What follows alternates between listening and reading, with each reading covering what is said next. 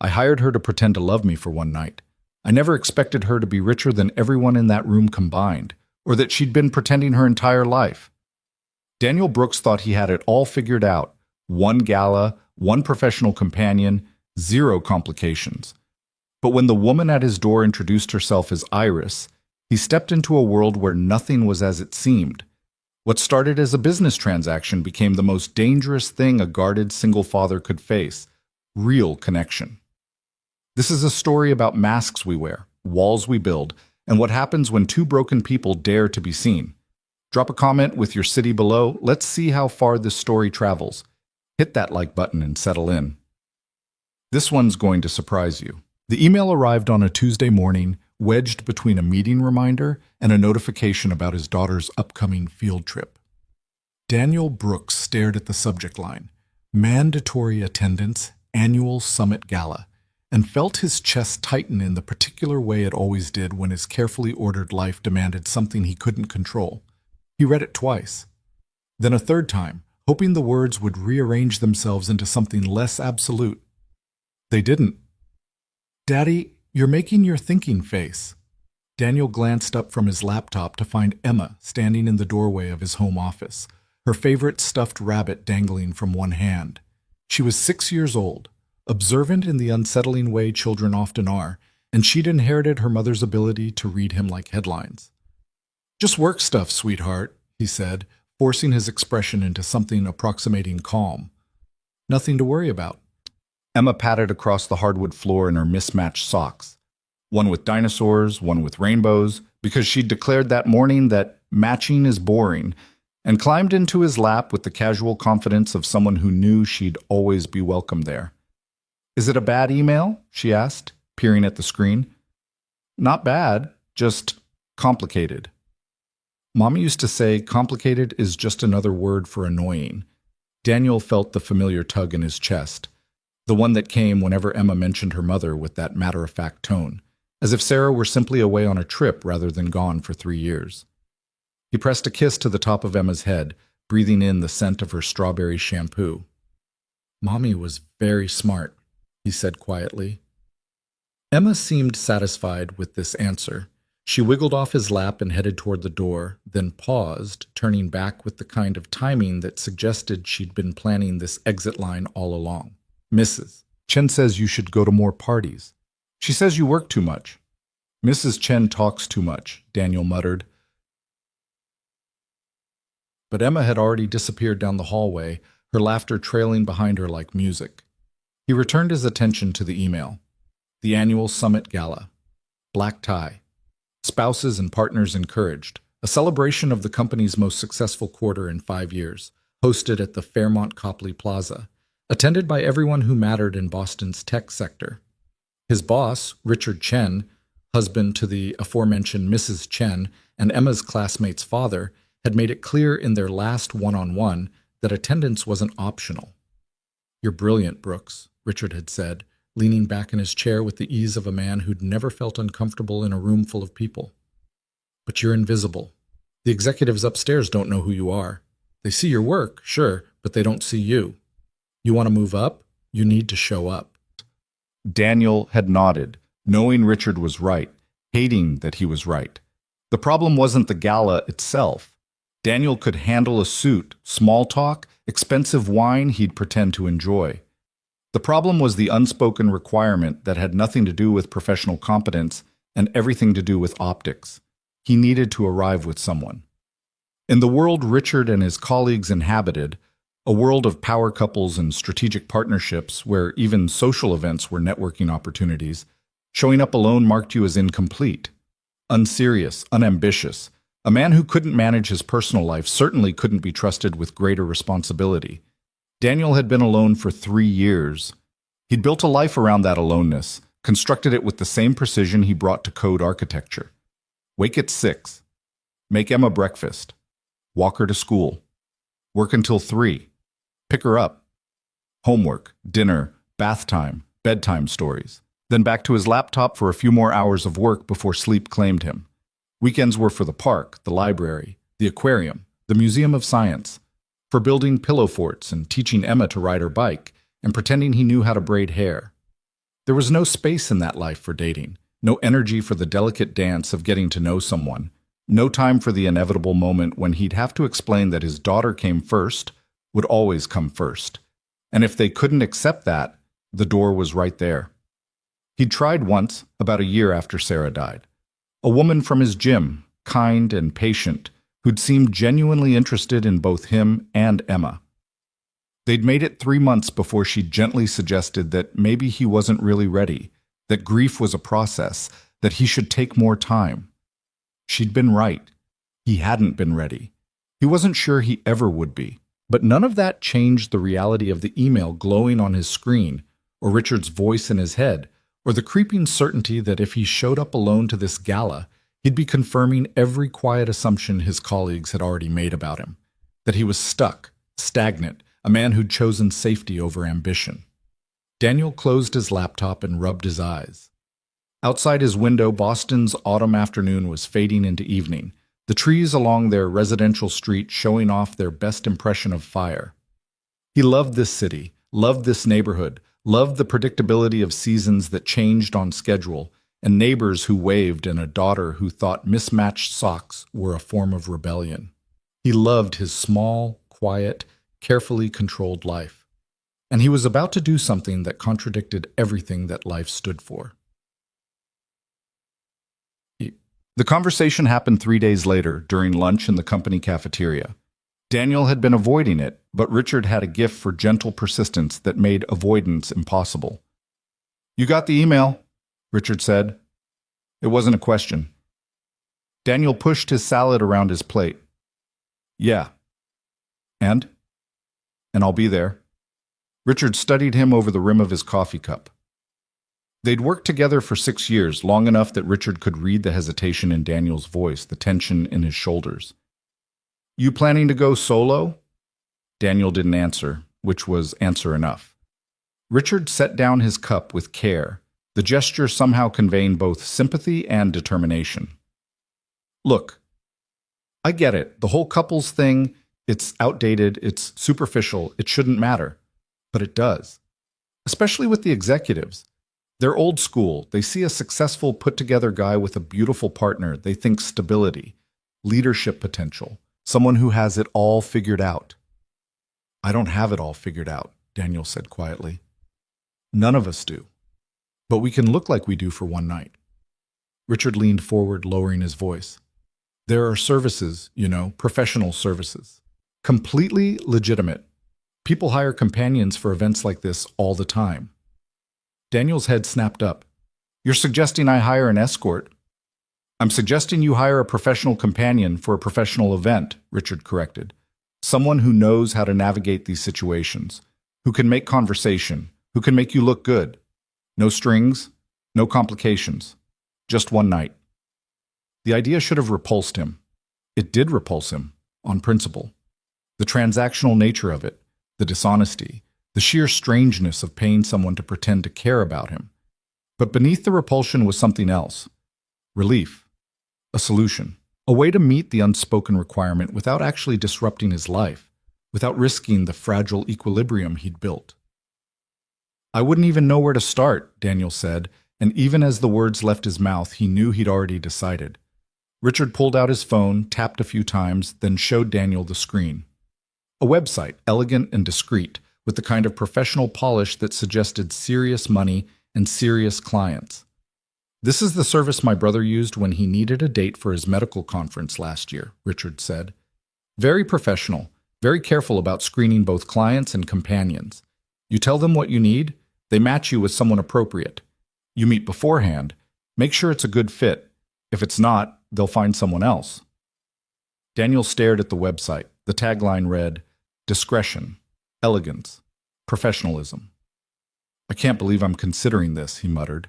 "Consider it a business expense," Richard said with a slight smile, "an investment in your career." That night, after Emma was asleep, Daniel sat in his home office with a glass of whiskey he didn't really want and his laptop open to the website Richard had shown him. He read every page twice. The testimonials, the FAQ, the carefully worded descriptions of services that emphasize companionship, conversation, and social support. The questionnaire was thorough, What type of event? What atmosphere should your companion convey? What topics should they be comfortable discussing? Any specific requirements or preferences? Daniel filled it out with the same methodical attention he brought to everything else, trying not to think too hard about what he was doing, what it meant, what Sarah would think if she could see him now. He submitted it at 11:47 p.m. on a Thursday night and received a response by noon the next day. The agency had 3 potential matches. He could review their profiles, first names only, carefully curated photos that showed elegance without revealing too much, and select someone for a preliminary meeting. If the meeting went well, they'd proceed with arrangements for the gala. If not, no obligation, no judgment, no hard feelings. Daniel studied the profiles. All 3 women were beautiful, poised, clearly experienced at this kind of work. But one caught his attention, held it. Her name was listed as Iris. The photo showed a woman in her early 30s, he guessed, with dark hair pulled back in a simple style that somehow suggested both sophistication and approachability. She wasn't smiling in the picture, but there was something in her eyes. Intelligence, maybe? Or humor? Or a kind of knowing calm that suggested she'd seen enough of the world not to be surprised by it. The brief bio noted that she was comfortable in corporate environments, had extensive experience with high-profile events, and was particularly skilled at making clients feel at ease in challenging social situations. Daniel selected her before he could talk himself out of it. The meeting was arranged for Sunday afternoon at a quiet cafe in Cambridge, far enough from his neighborhood that he wouldn't run into anyone he knew. Neutral territory, public enough to be safe, private enough for conversation. He told Emma he had a work meeting, which was technically true if you squinted at the definition of work. Mrs. Chen agreed to watch her for a few hours, and if she suspected anything unusual about a Sunday afternoon meeting, she was kind enough not to mention it.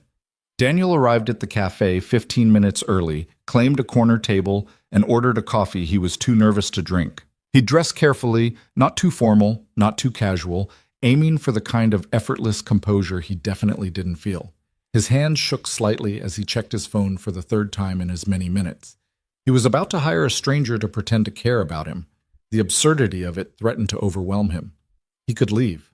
Should leave. Walk out of this cafe and tell Richard he'd changed his mind, show up to the gala alone, accept whatever career consequences followed. He was reaching for his jacket when she walked in. Daniel knew it was her immediately, though she looked different from her photo. More present somehow, more 3-dimensional. She wore dark jeans and a cream-colored sweater, simple gold earrings, minimal makeup. Her hair was down, falling past her shoulders in waves that caught the afternoon light streaming through the cafe windows. She scanned the room with the practiced ease of someone used to reading spaces and people, her gaze landing on him with a flicker of recognition. She smiled, small, professional, carefully calibrated to be warm without being presumptuous, and walked over. "Daniel?" Her voice was lower than he'd expected, with a slight rasp that suggested either too much coffee or too little sleep. He stood, nearly knocking over his cup in the process. "Yes. Hi, you must be Iris." "I must be." She extended her hand, her grip firm and brief. "May I?" He gestured to the seat across from him, and she settled in with an economy of movement that spoke to comfort in her own skin. Up close, he could see details the photo hadn't captured, the slight asymmetry of her features that somehow made her more striking rather than less, the small scar above her left eyebrow, the way her eyes shifted between gray and green depending on the light. Can I get you something?" he asked, grateful for the social script of the question. "Coffee would be great. Black, please." He went to the counter, ordered, and returned to find her studying him with an expression he couldn't quite read. Not judgment exactly, assessment maybe. The kind of careful attention a surgeon might give before making the first incision. "So," she said when he sat down. "Your first time doing this?" Daniel nearly choked on his coffee. "Is it that obvious?" "You look like you're about to bolt out the door any second." She said it kindly, without mockery. "It's okay. Most people are nervous at first. It's a strange situation." "That's putting it mildly." "You could also call it practical," Iris said. "You need a companion for an event. I provide that service. No different than hiring a caterer or a photographer." Except caterers don't pretend to have feelings about you. Something shifted in her expression. There and gone so quickly he might have imagined it. No, she agreed. They don't. The barista called her name, and Iris retrieved her coffee, leaving Daniel to wonder what exactly he'd seen cross her face. When she returned, she seemed to have reset, her professional demeanor back in place like armor. "Tell me about the event," she said. "The agency gave me the basics, but I'd like to hear it from you." So Daniel told her. About the gala, about his company, about Richard's well-meaning pressure and the unspoken rules of professional advancement, about how he'd been alone for 3 years and wasn't ready to change that, but also couldn't afford to look like a man who'd given up on life. He didn't mention Emma, didn't mention Sarah. Some truths were too large, too complicated for a first meeting with a stranger he was paying to like him. Iris listened without interrupting, her attention complete in a way that felt almost uncomfortable. When was the last time someone had listened to him like this? Really listened, without waiting for their turn to talk, without checking their phone, without the 1,000 small signs of distraction that characterized most modern conversation. "Okay," she said when he finished. "I can work with that. Tell me about the environment. Who's going to be there?" "Executives, mostly. VPs, C-suite, some board members, my boss and his wife, a few colleagues from my department." "Industry?" "Tech. Software development." "So I should be comfortable discussing technology, innovation, market trends, but not so knowledgeable that I overshadow you or seem threatening to the wives." Daniel blinked. "That's disturbingly accurate." "It's the game," Iris said with a shrug. "I've played it before. What role do you want me to take? Long-term girlfriend, fiancé, someone you've been seeing casually?" The question should have been simple. It wasn't. "I don't know," Daniel admitted. "What would you suggest?" Iris considered this, her fingers tracing the rim of her coffee cup in a gesture that seemed unconscious, unguarded. "Girlfriend makes sense. Established enough to be serious, new enough to explain why no one's met me before. We can say we've been together 6 months, keeping things quiet because you wanted to be sure before introducing me to your professional circle. That gives us a foundation without too much backstory to maintain." 6 months, Daniel repeated. "That's specific." "Specific is believable. Vague makes people suspicious." She met his eyes. "I'll follow your lead on physical contact. Some clients prefer minimal interaction, hand-holding, maybe a hand on the arm. Others want something more convincing, whatever makes you comfortable." The clinical way she discussed it should have bothered him more than it did. Instead, he found himself appreciating the clarity, the lack of pretense. "Minimal," he said. I don't do well with pretending." "Then we won't pretend," Iris said. "We'll be 2 people attending an event together. Everything else is just logistics." They spent the next hour working through details. She asked about his colleagues, the executives, the likely conversation topics. She asked about his own background, what he did, how he'd ended up in Boston, whether he had family in the area. The questions were professional, purposeful, building a framework for the performance they'd give in 2 weeks. But occasionally something else slipped through, a comment that seemed too perceptive, too personal, a question that went deeper than the role required. "Why tech?" she asked at one point. "You don't strike me as someone drawn to flashy innovation for its own sake." Daniel was surprised by the question, more surprised by how much he wanted to answer it honestly. "Control," he said. "Code does what you tell it to do. If it breaks, you can find out why. Fix it. It's logical, predictable. The opposite of most things in life." Iris studied him with those shifting gray-green eyes. "You like predictable." "I like knowing what to expect. And yet here you are, hiring a stranger to play your girlfriend for a night. Not very predictable." "Here I am," he agreed. Something passed between them in that moment. Recognition, maybe, or understanding. The sense that they were both people who'd learned to control their environments because letting go meant chaos. "I should ask," Daniel said, breaking the moment before it could become something he didn't know how to handle. "Why do you do this? This job?" He expected a deflection, a practiced answer about flexibility or good money or enjoying meeting people. Instead, Iris was quiet for a long moment, her gaze drifting to the window where late afternoon sun painted the street gold. "Because it's simpler than the alternative," she finally said. "Which is? Being myself." The answer landed between them like a stone dropped in still water, sending out ripples. Neither of them seemed prepared to navigate. Daniel wanted to ask what she meant, who she really was beneath this role. Why pretending to be someone's companion for professional events felt simpler than whatever her actual life entailed. But he didn't, because that would make this personal, and personal meant complicated, and complicated was exactly what he was trying to avoid. "Well," he said instead, "you're very good at it." Iris's smile was small, tinged with something that might have been sadness. "Thank you." They finished their coffee. Iris pulled out a tablet and showed him examples of appropriate attire for the gala, asked about colors he preferred, confirmed the date and time and location.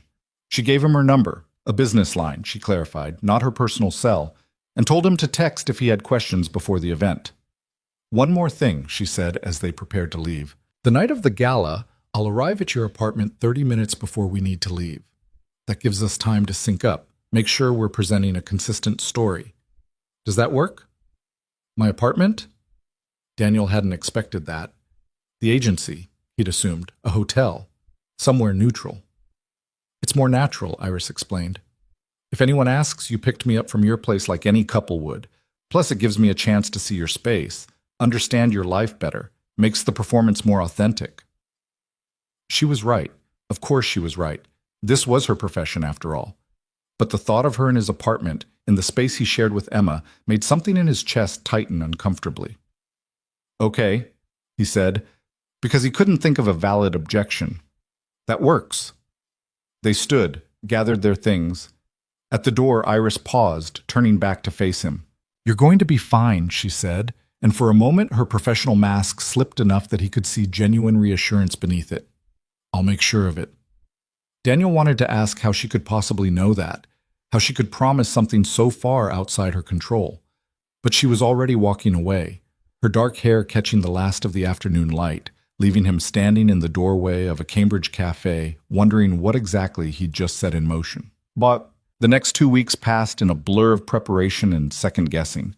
Daniel threw himself into work with renewed focus, as if writing enough elegant code could somehow compensate for the fundamental dishonesty of what he was about to do.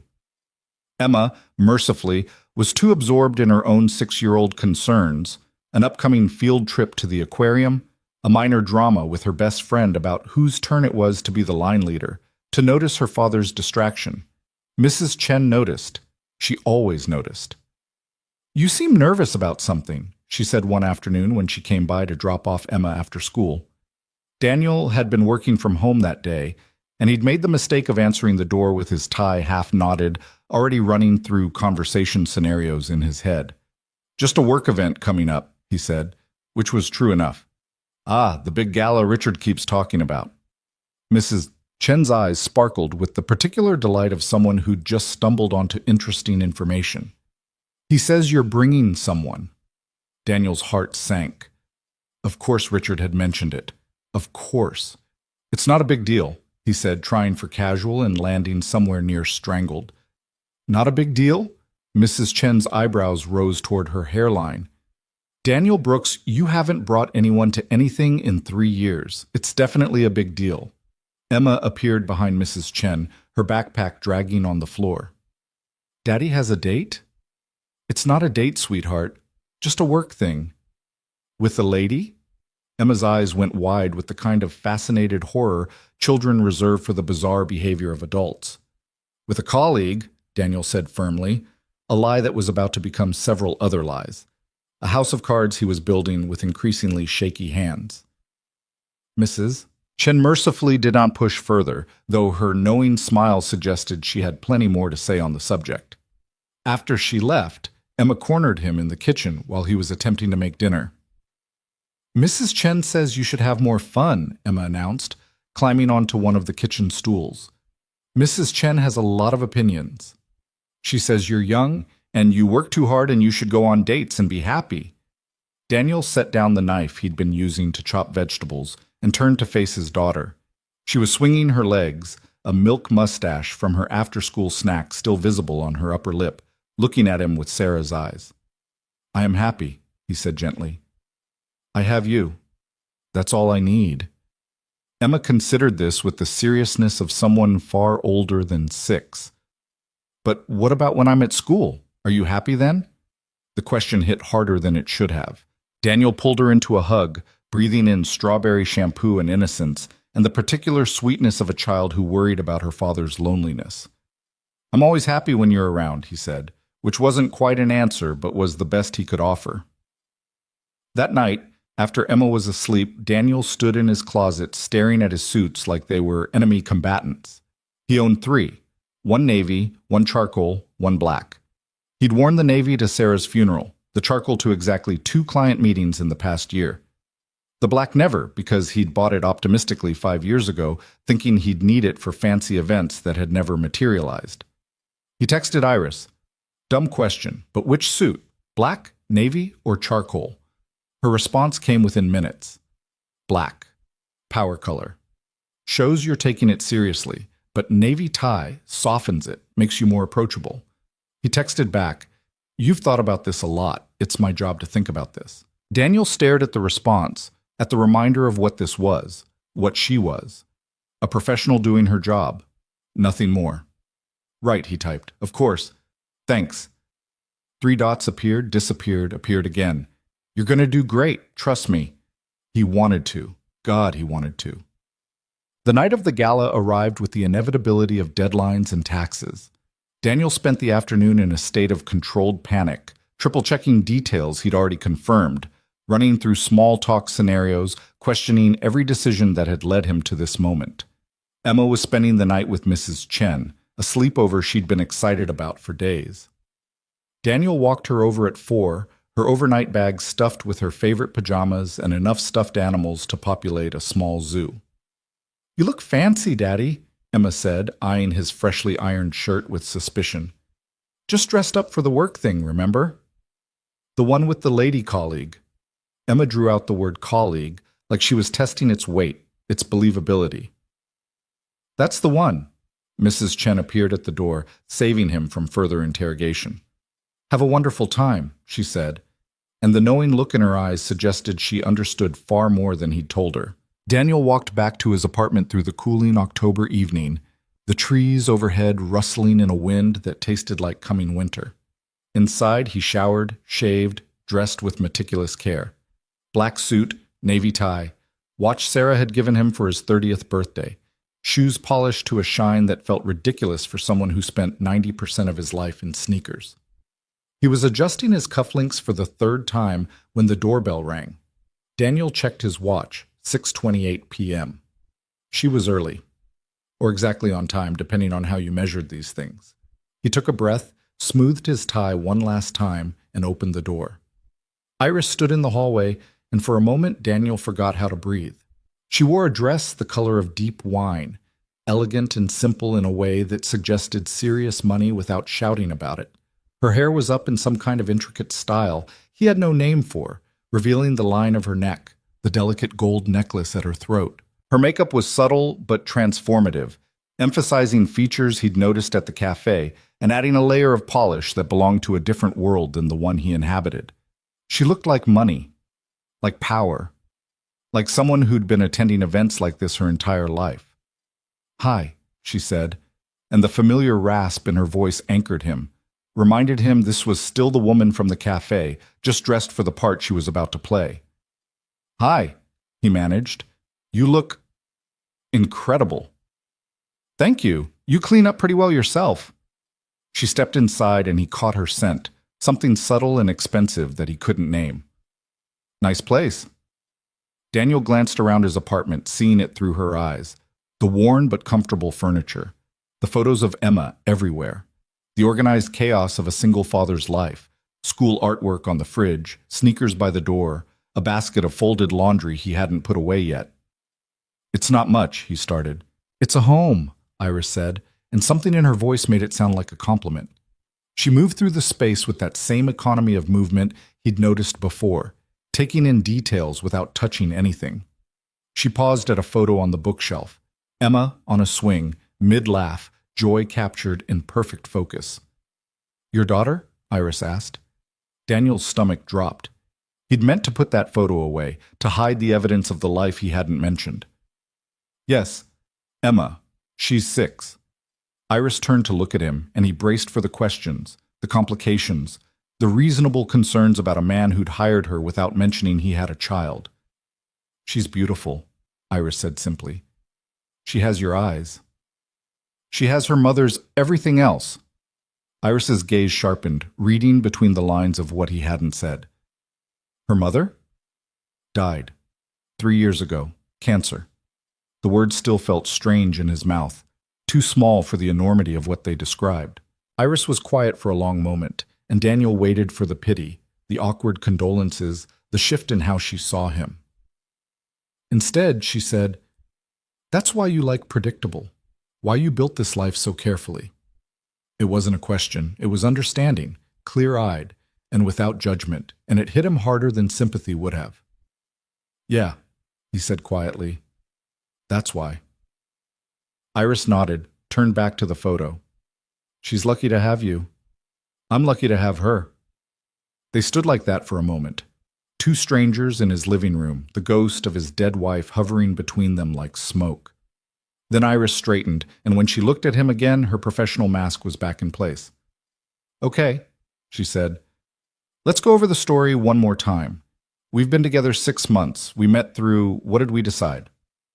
"Mutual friends," Daniel said, grateful to return to logistics. "A dinner party. We hit it off." "Right. I work in consulting, corporate consulting. It's vague enough to be believable." "Perfect. And we're serious but not engaged. Taking things slow because of Emma, making sure it's right before making any big changes." Daniel nodded, though the fabricated story sat uncomfortably on his conscience. All these lies, stacked carefully on top of each other, a foundation built on nothing. "You ready?" Iris asked. No, he thought, not even close. "Yes," he said. She smiled, stepped closer, and straightened his tie with the practiced ease of someone who'd done this 1,000 times. Her fingers brushed his collar, and he caught that scent again, felt the warmth of her presence in his space. "Remember," she said softly, "I'm going to make you look good tonight. That's what you're paying me for. All you have to do is be yourself." "Being myself is exactly the problem," Daniel muttered. "No," Iris said, her gray-green eyes holding his with unexpected intensity. "Being yourself is your greatest asset. You're genuine, sincere. In a room full of people performing success, that's going to stand out." Before he could respond, she stepped back, the moment broken. She gathered her clutch from where she'd set it on the side table, checked her reflection in the hallway mirror with professional efficiency. "Car service should be here in 5 minutes," she said. "Shall we?" Daniel grabbed his wallet and keys, took one last look at his carefully ordered life, and followed Iris out into the hallway. The car was waiting when they stepped outside, a sleek black sedan that probably cost more per hour than Daniel spent on groceries in a week. The driver held the door open, and Iris slid in with the fluid grace of someone accustomed to being assisted into expensive vehicles. Daniel followed more awkwardly, hyper-aware of how out of place he felt in this world of car services and professional companions and corporate galas. Inside the car, Iris settled into her seat, arranging her dress with absent precision. The partition between them and the driver was up, creating a bubble of privacy as the city slid past the tinted windows. "You're nervous," Iris observed. "Is it that obvious?" "Only to someone who's looking." She turned to face him more fully. "What's the worst thing that happens tonight?" Daniel considered. "I say something stupid. Everyone realizes I don't belong there. My career stalls because I couldn't even pretend to be the kind of person they want on their executive track."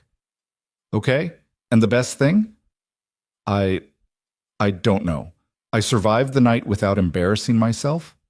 Iris shook her head. "Think bigger. Best case scenario, you make real connections. You show these executives that you're not just a brilliant coder, but someone with depth, presence, substance. You prove to yourself that you can exist in spaces outside the carefully controlled life you've built." She paused. "And maybe you even enjoy yourself a little." "Enjoy myself," Daniel repeated skeptically. Revolutionary concept, I know. He laughed despite himself, some of the tension in his shoulders easing. You're good at this. The pep talk thing. I've had practice. Iris glanced out the window as they turned onto Boylston Street, the lights of the city reflecting in her eyes. Most of my clients are terrified before these events. They're convinced they're going to fail, be exposed as frauds, reveal themselves as somehow insufficient. But you want to know a secret? What? Everyone in that room feels the same way. Every single person, no matter how successful, how powerful, how confident they seem. They're all performing. They're all terrified someone's going to see through the performance to whatever they think they're really hiding. She turned back to him. The only difference is some people are better actors than others. And you? What about me? What are you hiding? The question slipped out before Daniel could stop it. Too personal, too direct. Iris's expression shifted. Surprise, maybe, or something harder to name. That, she said softly, is not part of what you're paying for. The car pulled up to the Fairmont Copley Plaza, cutting off whatever Daniel might have said in response. Outside, the hotel glowed with warm light, its historic facade framing an entrance where couples and groups were arriving in a steady stream of expensive clothing and practiced smiles. The driver opened the door. Iris stepped out first, and Daniel watched as she transformed, her posture straightening, her expression settling into something polished and perfect. By the time he joined her on the sidewalk, she was someone else entirely, poised, confident, every inch the successful consultant attending a gala with her software developer boyfriend. She linked her arm through his, the contact light but deliberate. Showtime, she murmured, and together they walked into the light. The lobby of the Fairmont was all marble and gold, restored grandeur that spoke to old money and older traditions. A string quartet played something classical and elegant in one corner. Servers in crisp uniforms circulated with champagne. The crowd was exactly what Daniel had expected. Men in expensive suits, women in designer dresses, everyone performing success with varying degrees of conviction. "Daniel, there you are!" Richard materialized from the crowd, his wife Linda beside him. They both looked genuinely delighted to see him, which somehow made the whole situation worse. "Richard, Linda, this is Iris," Daniel said, his voice steadier than he felt. "Iris, this is my boss Richard and his wife Linda." Iris extended her hand with warmth that seemed entirely genuine. "So wonderful to meet you both. Daniel's told me so much about you." "Has he?" Linda's eyes sparkled with curiosity. "He's been keeping you very quiet." "I can't blame him," Iris said smoothly. "When you find something good, you want to keep it to yourself for a while." She glanced at Daniel, and the affection in her expression was so convincing he almost believed it himself. Richard laughed. "Well, we're glad he's finally sharing. What do you do, Iris?" "Corporate consulting. Strategy and optimization, mostly. I work with firms looking to streamline operations, improve efficiency." "Fascinating," Richard said, and appeared to mean it.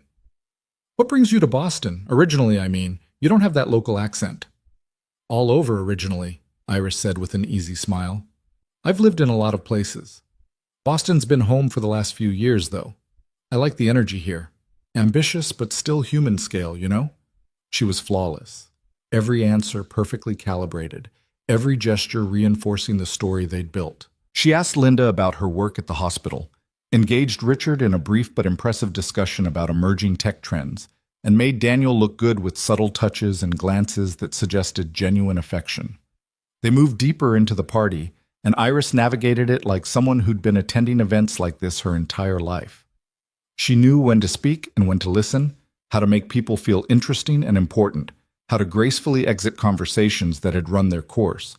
More than that, she made Daniel better. When he fumbled a name, she filled in seamlessly.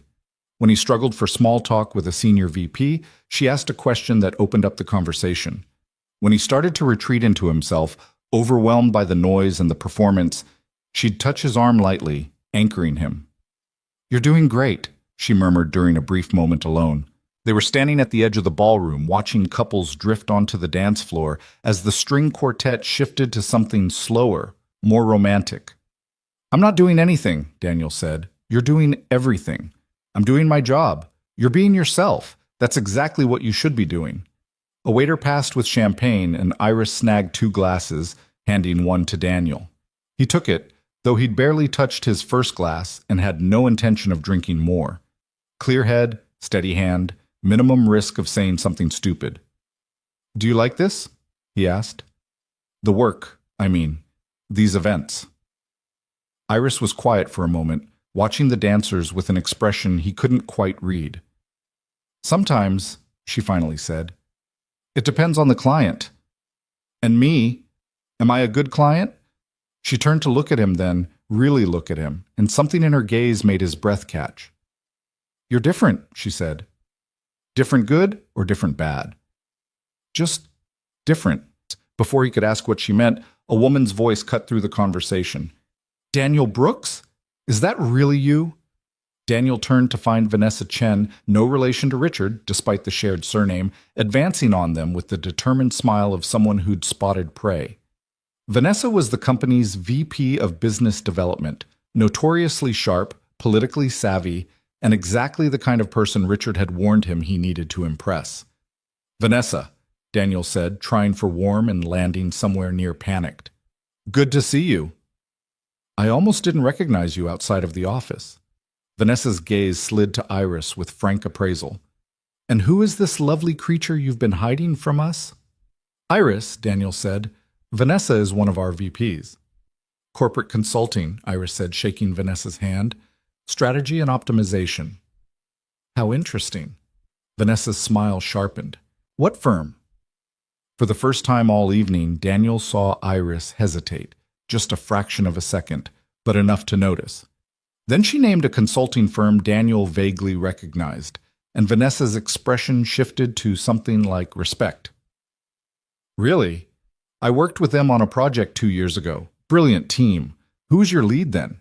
Was it still Marcus Holloway?" "Actually, I was in the London office at that time," Iris said smoothly. "Different leadership structure, but yes, Marcus is excellent." They talked shop for a few minutes, and Daniel watched Iris handle Vanessa's questions with impressive skill. But something had changed in her demeanor, a subtle tension that hadn't been there before. Vanessa eventually excused herself to greet other arrivals, and Daniel turned to Iris with questions forming on his lips. Before he could ask them, the band shifted to a waltz, and couples began pairing off on the dance floor. "Dance with me," Iris said suddenly. It wasn't quite a question. Daniel glanced at the crowded floor, at the couples swaying in practiced motion, and felt panic rise in his throat. "I don't really dance," he said. "I know, but everyone's watching, and if we don't dance, they're going to think something's wrong." She set down her champagne and extended her hand.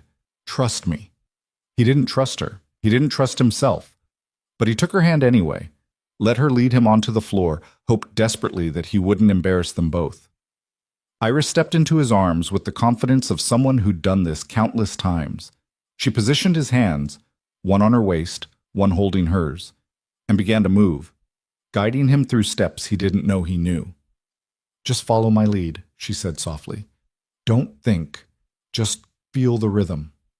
It should have been impossible. Daniel hadn't danced since his wedding, hadn't held a woman like this since Sarah, but Iris made it easy. Her movements clear and confident, her body a roadmap he could follow. They swayed together, and the ballroom seemed to narrow to just the space they occupied. The music washed over them. The lights caught in Iris's hair, her eyes, the gold at her throat. This close, Daniel could see the subtle imperfections that made her real. The faint scar above her eyebrow, a small mole near her collarbone, the way her professional mask slipped just slightly when she thought he wasn't looking. "You're better at this than you think," she said. "I'm following someone who knows what she's doing." "Isn't that what you've been doing all night?" "Yeah. And it's terrifying." Iris laughed, soft and genuine, and for a moment she looked younger, less guarded. "At least you're honest about it. Most people pretend they have it all figured out." "Do you have it all figured out?" Her smile faded. "No, not even close." The song ended, bleeding into the next, but they kept dancing. Other couples moved around them, lost in their own worlds, their own performances. Daniel knew he should pull away, thank her, return to the safety of the sidelines. But something kept him there, held in the orbit of this woman who was a stranger and somehow not a stranger at all. Can I ask you something? He said. You can ask. I might not answer. Why did you hesitate earlier when Vanessa asked about the consulting firm? Iris's expression shuddered, her professional mask snapping back into place. I didn't hesitate. You did, just for a second, like you were deciding how much truth to tell. She was quiet for so long he thought she wouldn't respond. Then, everyone lies at these things, Daniel. Haven't you figured that out yet? The only question is how much and to whom. I'm not lying, not really. I mean, I am about you, about us, but everything else is performance, Iris interrupted gently. You're performing confidence you don't feel. Success you're not sure you deserve. Comfort in a world you don't quite fit into. That's not technically lying, but it's not exactly truth either. The observation cut deeper than it should have. Daniel felt exposed, seen in a way he hadn't expected, by someone he was paying to pretend she cared. And you? He asked. What are you performing? Iris's gaze held his, gray-green eyes searching for something he didn't understand. For a moment, he thought she might tell him, really tell him, break through the professional veneer to whatever lay beneath. Then she smiled, and the moment passed. Exactly what you're paying me for, she said. The perfect girlfriend, charming, poised, completely devoted to you. She leaned in slightly, her voice dropping. And you should know, people are watching. We're selling this, they're buying it. She was right. Daniel could feel eyes on them, see colleagues and executives glancing their way with expressions ranging from approval to envy. He was succeeding. This was working. Iris was giving him exactly what he'd hired her for. So why did it feel like losing something he couldn't name? The song ended. They separated, returned to the periphery of the party. The rest of the evening passed in a blur of conversations and champagne and carefully maintained performances. Iris never faltered, never broke character. She was everything she'd promised to be, professional, perfect, entirely convincing. It was after 11 when they finally left, stepping out of the Fairmont into cool autumn air that tasted like rain. The car was waiting. Inside, Daniel loosened his tie and tried to process what had just happened. You were incredible, he said. Seriously, I couldn't have done that without you. That's what you paid me for, Iris said, but her voice lacked the edge from earlier. She sounded tired. Did you get what you needed? I think so. Richard looked pleased. Vanessa actually engaged with me like a human being. Several executives asked for my card. He ran a hand through his hair. I'm pretty sure I didn't tank my career, at least. Then we succeeded. Iris stared out the window at the passing city. Congratulations. Something in her tone made Daniel look at her more closely. The professional mask was gone, replaced by exhaustion and something that looked almost like sadness. Are you okay? He asked. Fine. Just tired. These events take it out of you. I can imagine. Can you? She turned to face him, and in the dim light of the car, her face was all shadows and angles. Can you actually imagine what it's like to spend an entire evening pretending to be someone you're not? To perform affection you don't feel, speak words you don't mean, all while maintaining a smile and perfect posture and never, ever breaking character? The question hung between them, loaded with something Daniel didn't understand but could feel the weight of. No, he admitted. I can't. Not really. Iris nodded, looked away. Most people can't. They rode in silence the rest of the way. When the car pulled up to Daniel's apartment, he fumbled for his wallet, unsure of the protocol. Did he tip? Pay extra? Thank her and leave? Iris saved him from the awkwardness. The payment's already processed through the agency, she said. You're all set. Right. Of course. He opened the door, paused.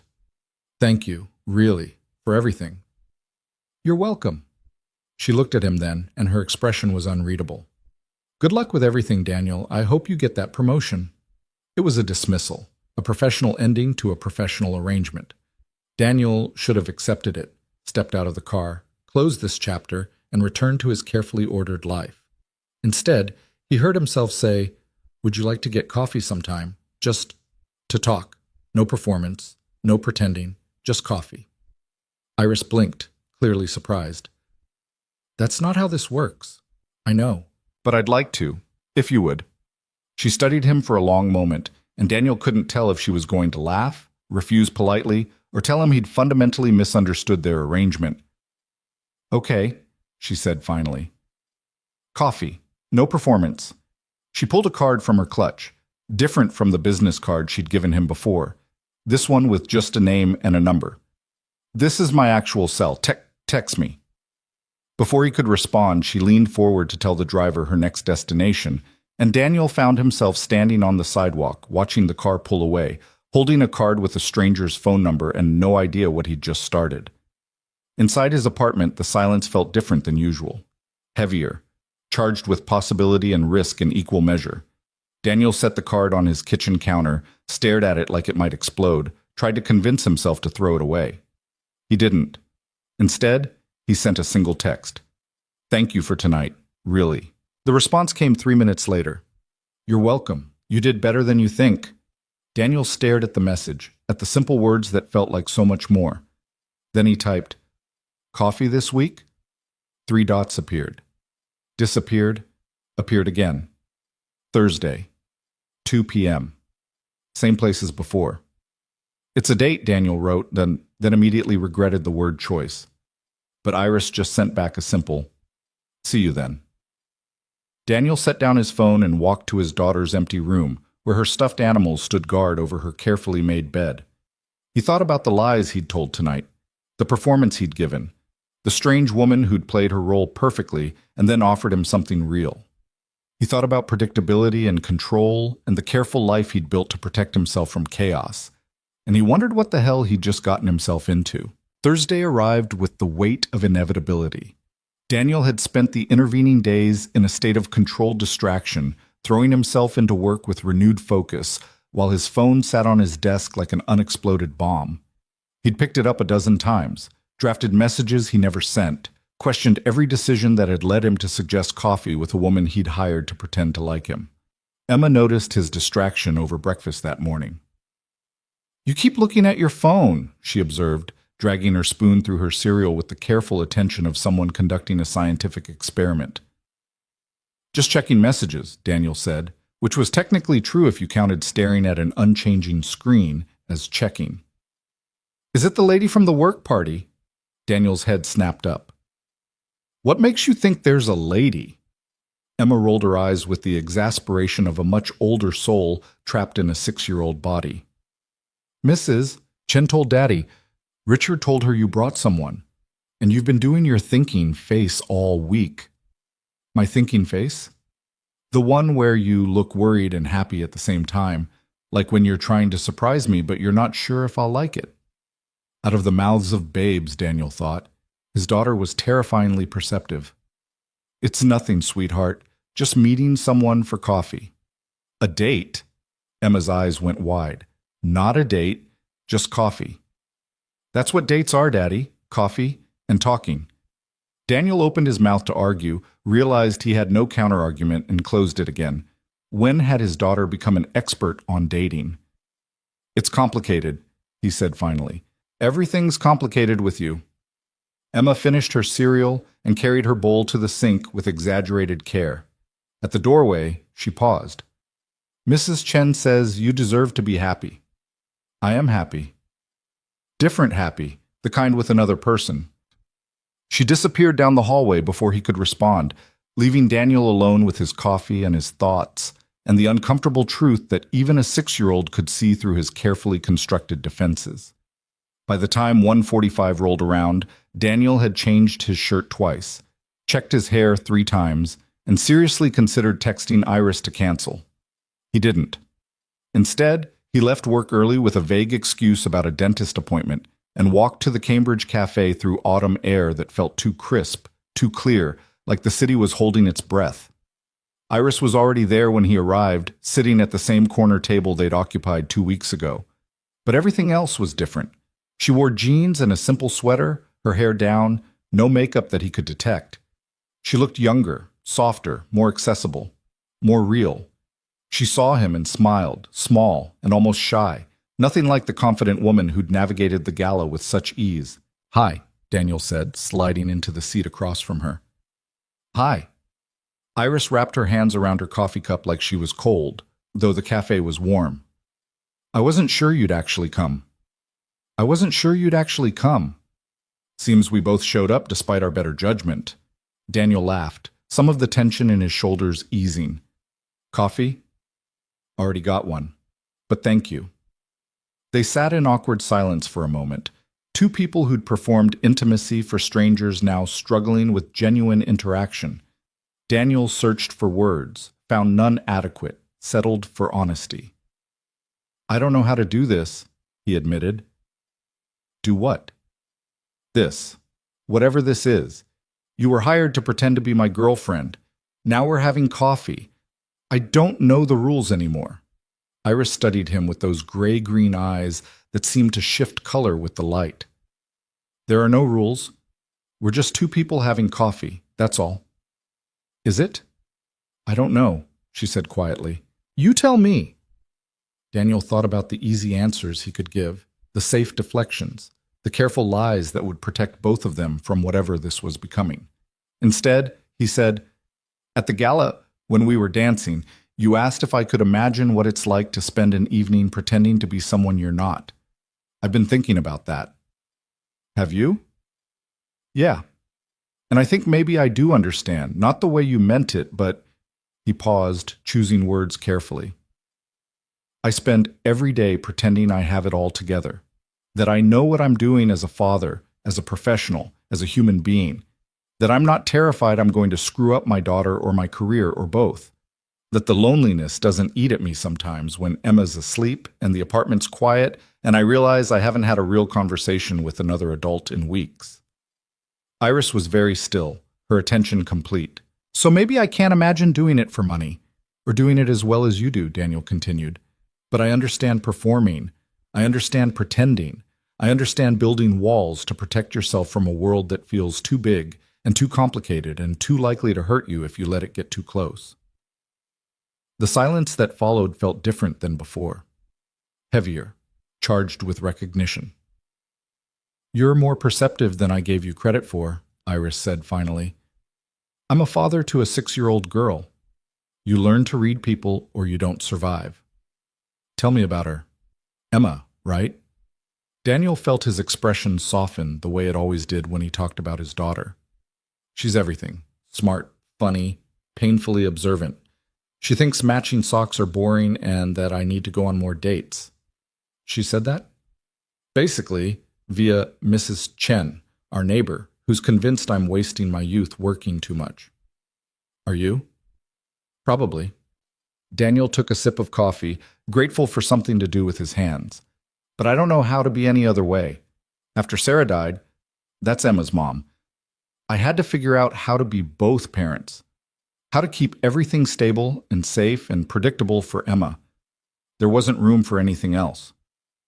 Including yourself? The question hit harder than it should have.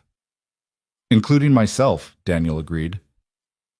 Iris was quiet for a moment, her fingers tracing patterns on her coffee cup. My mother died when I was 8, she said, her voice careful, measured. Cancer. Fast and brutal. My father shut down afterward. Not dramatically. He still went to work, still paid the bills, still technically took care of me. But emotionally he was gone. Like he'd decided that loving people was too dangerous, so he'd just stop. I'm sorry, Daniel said, inadequate words for a childhood-sized wound. It was a long time ago. Iris looked up, met his eyes. But I understood what you meant about building walls. I learned early that depending on people, letting them in, it just meant more pain when they left. Better to stay controlled, self-contained, safe. Is that why you do this? The escort work? Iris's laugh was sharp, almost bitter. It's not... She stopped, took a breath. It's complicated. Everything's complicated with you, Daniel said, echoing Emma's words from that morning. Fair. Iris set down her cup with deliberate care. The truth is, I don't actually do this. The escort work. I mean, I did. Once. That night with you was my first and only time. Daniel felt the world tilt slightly. What? I hired the agency, not to work for them, to attend events through them, anonymously. They matched me with you by accident, some mix-up in their system. I didn't realize until I showed up and you clearly thought I worked for them. Why didn't you say something? Because you looked so nervous and so sincere, and I thought—" She paused, choosing words carefully. "I thought it might be interesting, to be seen as just a person instead of—" She stopped again, shook her head. "Never mind." "Instead of what?" Iris studied him for a long moment, and Daniel could see her weighing something, measuring risk against reward, truth against safety. "This is going to sound insane," she said finally. "Try me. My full name is Iris Sutton." Daniel waited for the rest of the explanation, the context that would make that name mean something. When Iris continued to watch him with an expression somewhere between amusement and disbelief, he shook his head. "Sorry, should I recognize that name?" "Most people do." She pulled out her phone, typed something, then turned the screen toward him. Daniel found himself staring at a Forbes article. Iris Sutton, the self-made billionaire revolutionizing sustainable tech. The photo showed the woman sitting across from him, but different. Power suit, severe expression, every inch the commanding executive. The article detailed her company, Sutton Innovations, her net worth, north of $2 billion, her reputation as a brilliant, demanding, notoriously private CEO. "You're kidding," Daniel said. "I wish I were." He read the article twice, his mind struggling to reconcile the woman in the photos with the woman who'd shown up at his door, who'd danced with him, who was currently sitting in a Cambridge cafe looking nervous. "You hired an escort agency," Daniel said slowly, "so you could attend events anonymously, without being recognized as a billionaire CEO." "Yes." "And when you showed up and I thought you worked for the agency, you just went with it?" "Yes." "That's insane." "I told you it would sound insane." Daniel set the phone down, tried to process what he was hearing. Why would you do that? Why would someone like you need to hide who you are? Iris's smile was sad, tinged with something that looked like exhaustion. Because every interaction I have, every conversation, every relationship, it's all filtered through what I am instead of who I am. People want things from me: access, money, connections, reflected glory. They see the company, the wealth, the power. They don't see me. So you hired an agency to be invisible. To be normal, Iris corrected, even if just for one night. To have a conversation with someone who wasn't trying to sell me something or use me for something or perform for me because of what I could do for them. Daniel thought about the gala, about Iris moving through that room with such confidence, about the way people had deferred to her without quite knowing why. He'd attributed it to her professionalism, her practiced social skills. But it had been more than that. It had been power, real power, leaking through despite her best efforts to hide it. And with me? He asked. I was performing. I hired you specifically to make me look good. You were honest about it, Iris said. You told me exactly what you needed and why. There was no pretense, no hidden agenda. You weren't trying to impress me or use me. You were just a nervous single father trying to navigate a professional requirement. She leaned forward slightly. Do you have any idea how refreshing that was? I'm trying to wrap my head around the fact that I hired a billionaire to be my fake girlfriend. When you put it that way, it does sound particularly absurd. They stared at each other for a moment, then simultaneously started laughing. Not polite social laughter, but genuine, slightly hysterical amusement at the sheer impossibility of the situation they'd stumbled into. This is crazy, Daniel said when he could speak again. Completely crazy, Iris agreed. So what now? The laughter faded. Iris's expression grew serious. I don't know. I've never done this before. Done what? Gone to coffee with someone who thought you were an escort? Been honest with someone about who I am. Let someone see past the performance to whatever's underneath. Daniel understood that feeling, the vertigo of vulnerability, the terror of being truly seen. We could just keep doing this, he suggested. Having coffee, talking, no performance, no pretending, just two people who understand what it's like to build walls for survival. No expectations, Iris asked. No expectations. That sounds too simple. Maybe simple is what we both need. Iris considered this, her gaze drifting to the window where afternoon sun painted the street gold. I have to tell you something else, she said. The age thing. I'm 38. At the gala, when I asked if that would bother you, I was testing, seeing if you'd react differently if you thought I was older, less what? Desirable? Appropriate? Daniel shook his head. I'm 34. 4 years isn't exactly scandalous, and honestly, after what I've been through, age is the least interesting thing about a person. What is the most interesting thing? Daniel thought about it. Whether they're kind, whether they're honest, whether they can look at their own life and see it clearly, flaws and all, and still show up anyway. That's a high bar. Yeah, but I think you clear it. Iris smiled, and this time it reached her eyes, softened the careful control she wore like armor. You're not what I expected. What did you expect? Someone easier to categorize, to understand, to keep at arm's length. She picked up her coffee, realized it had gone cold, set it down again. You scare me a little. I scare you? You're a billionaire CEO who runs a tech company. I write code and pack school lunches. That's exactly why you scare me. You're real, grounded. You have this life, this daughter, this world that's completely separate from the performance I've been giving for years. You don't want anything from me except honest conversation. I don't know how to process that. Daniel reached across the table, not quite touching her hand, but close enough that the intent was clear. We can figure it out together, if you want. I don't do relationships, Iris said quickly. I don't have time. I don't have the emotional bandwidth, and I've seen what happens when you let someone get close enough to hurt you. I don't do relationships either. I have a 6-year-old who's my entire world, and a life that's carefully structured to avoid exactly this kind of complication. So we're both terrible candidates for whatever this is. Absolutely terrible. They sat with that truth between them. The acknowledgement of all the reasons this shouldn't work, couldn't work, would almost certainly end badly for both of them. Coffee next week? Iris asked. Yeah, Daniel said. Coffee next week. They stood, gathered their things. At the door, Iris paused. Thank you, she said, for not treating me differently. After finding out. Thank you for trusting me enough to tell me. She nodded, then surprised him by leaning in and pressing a quick kiss to his cheek. It was brief, barely a whisper of contact, but it sent electricity through him in a way nothing had in years.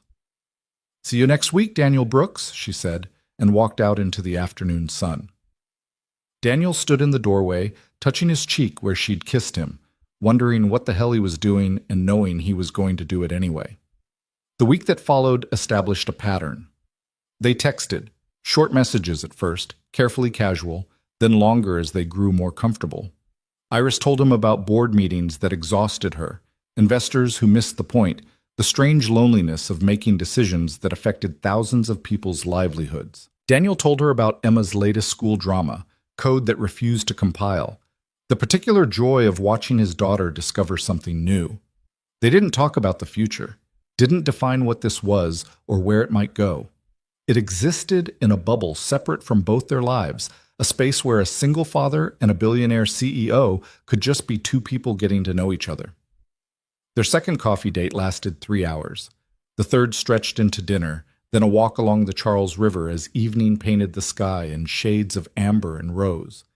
Iris told him about building her company from nothing, about the isolation of success, about looking at her life and wondering if she'd traded everything meaningful for power she'd never really wanted.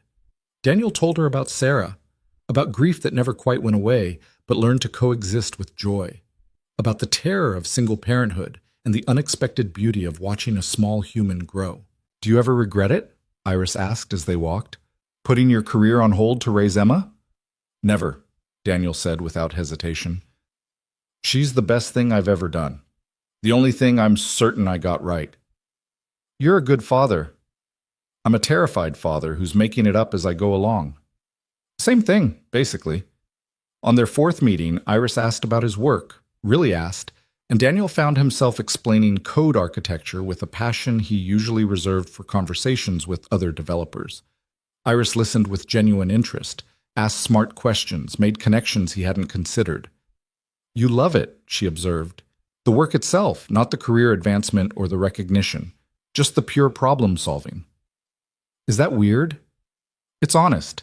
Most people can't separate what they do from what they want others to think about them doing it. You sound like you're speaking from experience. Iris was quiet for a moment. I built my company because I saw a problem that needed solving. Sustainable technology that was actually accessible, actually practical, not just virtue signaling for wealthy consumers.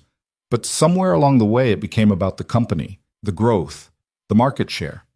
I lost track of why I started. Do you want to go back? To the beginning, I mean? The purity of the problem solving. I don't know if I can. There are too many people depending on me now, too many commitments, too much infrastructure. I'm not just solving problems anymore. I'm managing a machine. Daniel heard the exhaustion in her voice, the weight of expectations she carried. What would you do if you could do anything? If none of that existed? Iris considered the question seriously. I'd fund research, quietly, without headlines or press releases. Find brilliant people working on important problems and give them resources to solve them. No corporate oversight, no investor demands, just pure innovation. That sounds amazing. That sounds impossible. I have a board, shareholders, quarterly earnings calls. I can't just walk away. I didn't say walk away. I said, what would you do if you could? Daniel stopped walking, turned to face her. You've built something incredible, but maybe you've also built a cage. The words landed between them with the weight of truth recognized.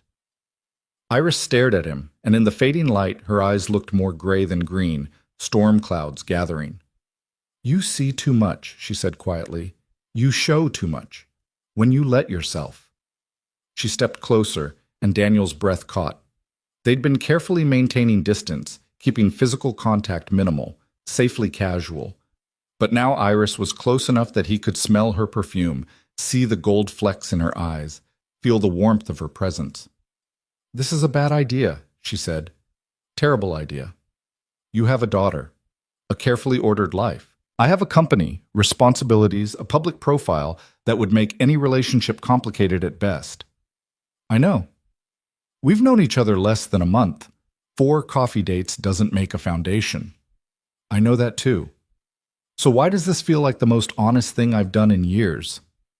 Daniel didn't have an answer. He just knew that standing here with Iris, in the cool October evening, with the river flowing beside them and the city glowing in the distance, he felt more present, more alive, more himself than he had since Sarah died.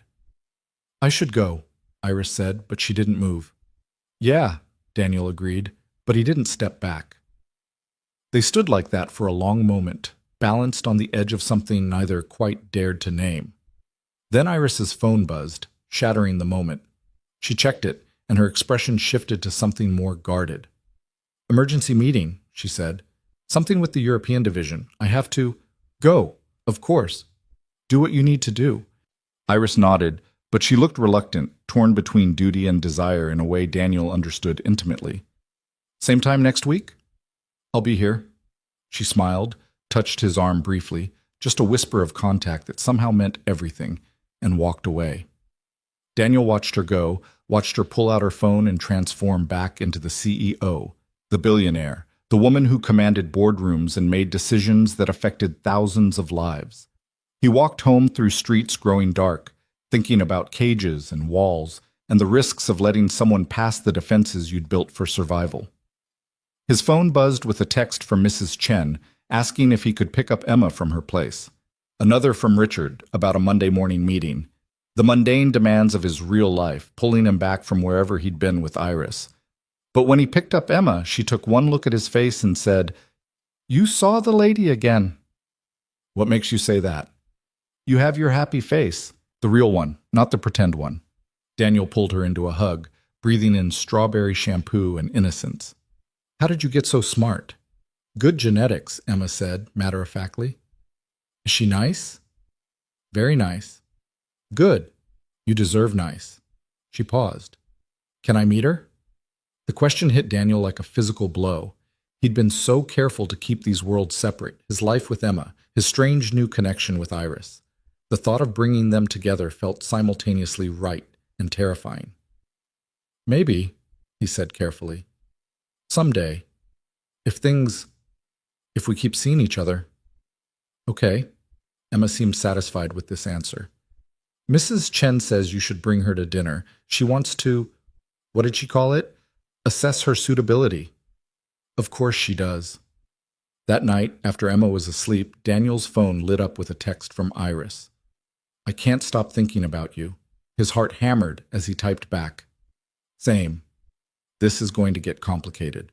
It already is. Are you scared?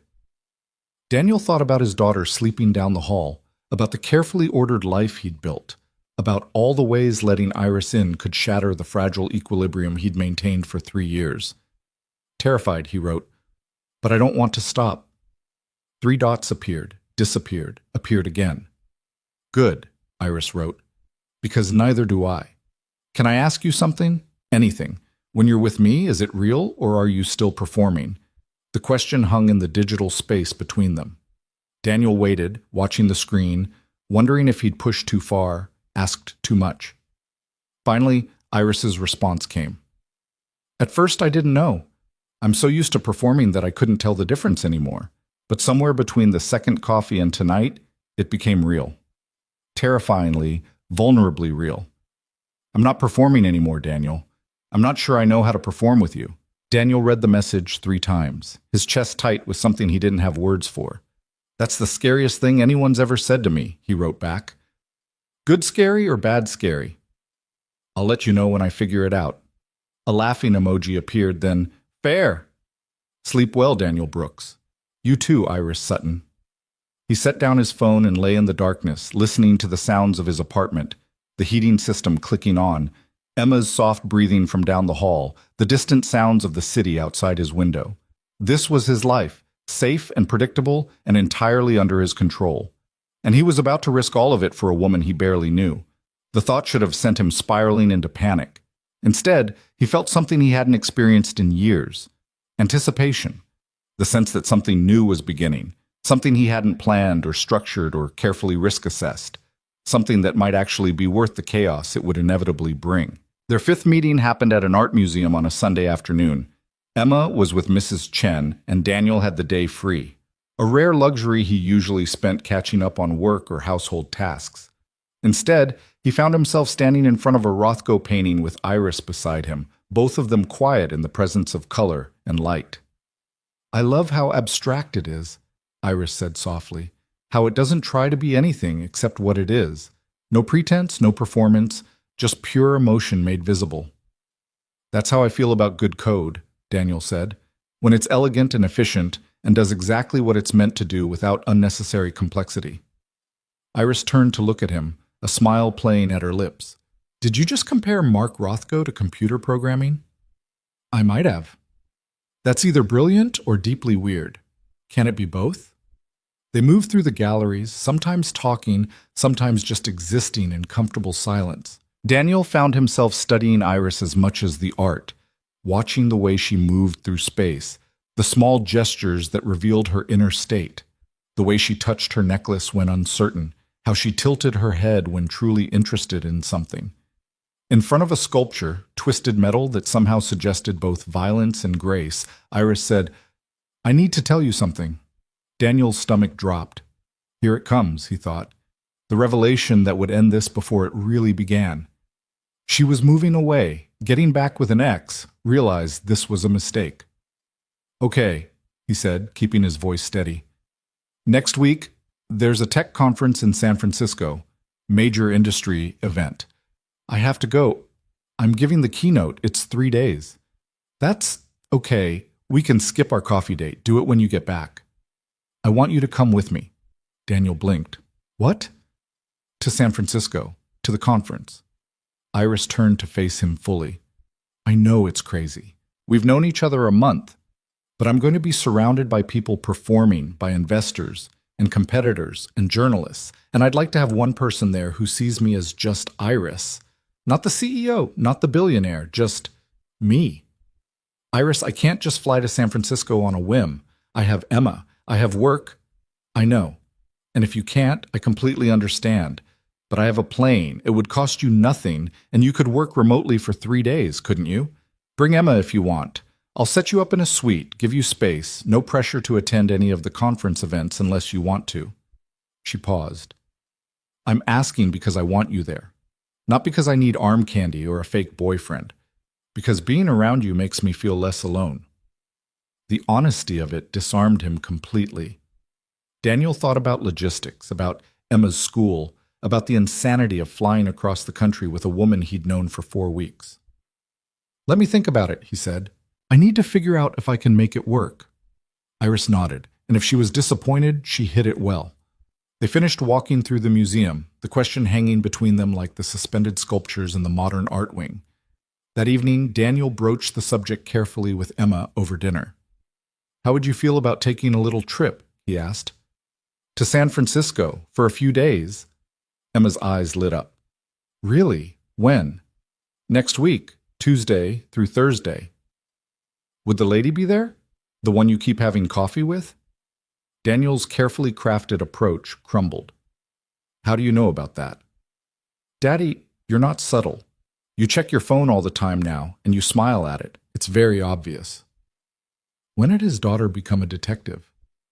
"Yes," he admitted. "She'd be there. She has to go for work, and she thought maybe we'd like to come along. You'd miss school for 2 days, but we could make it educational. Museums, aquarium, the Golden Gate Bridge." Emma studied him with an expression far too knowing for her age. "Do you like her? Like really like her?" There was no point in lying to someone who could read him this well. "Yeah, sweetheart, I really like her." "Does she like you?" "I think so." "Good." Emma returned her attention to her dinner. "Can we go to the sea lions? Mrs. Chen says there are sea lions at Fisherman's Wharf and they're very loud." Just like that, it was decided. Daniel texted Iris that night. "We're in. Emma wants to see the sea lions." The response was immediate. "Perfect. I'll have my assistant arrange everything." "And Daniel? Yeah? Thank you for taking a chance on this. Thank you for asking." The next few days passed in a flurry of preparation.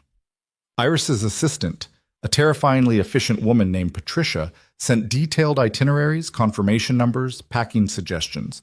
A car service would pick them up Tuesday morning. The flight would be 3 hours. They'd have a 2-bedroom suite at the Fairmont with a view of the bay. Everything handled, everything arranged. Nothing for Daniel to worry about, except the growing realization that he was letting Iris into his real life, his world with Emma, the carefully protected space he'd built for just the two of them. The night before they left, Emma couldn't sleep. She appeared in his doorway at 10 p.m., clutching her rabbit. "What if she doesn't like me?" Emma asked.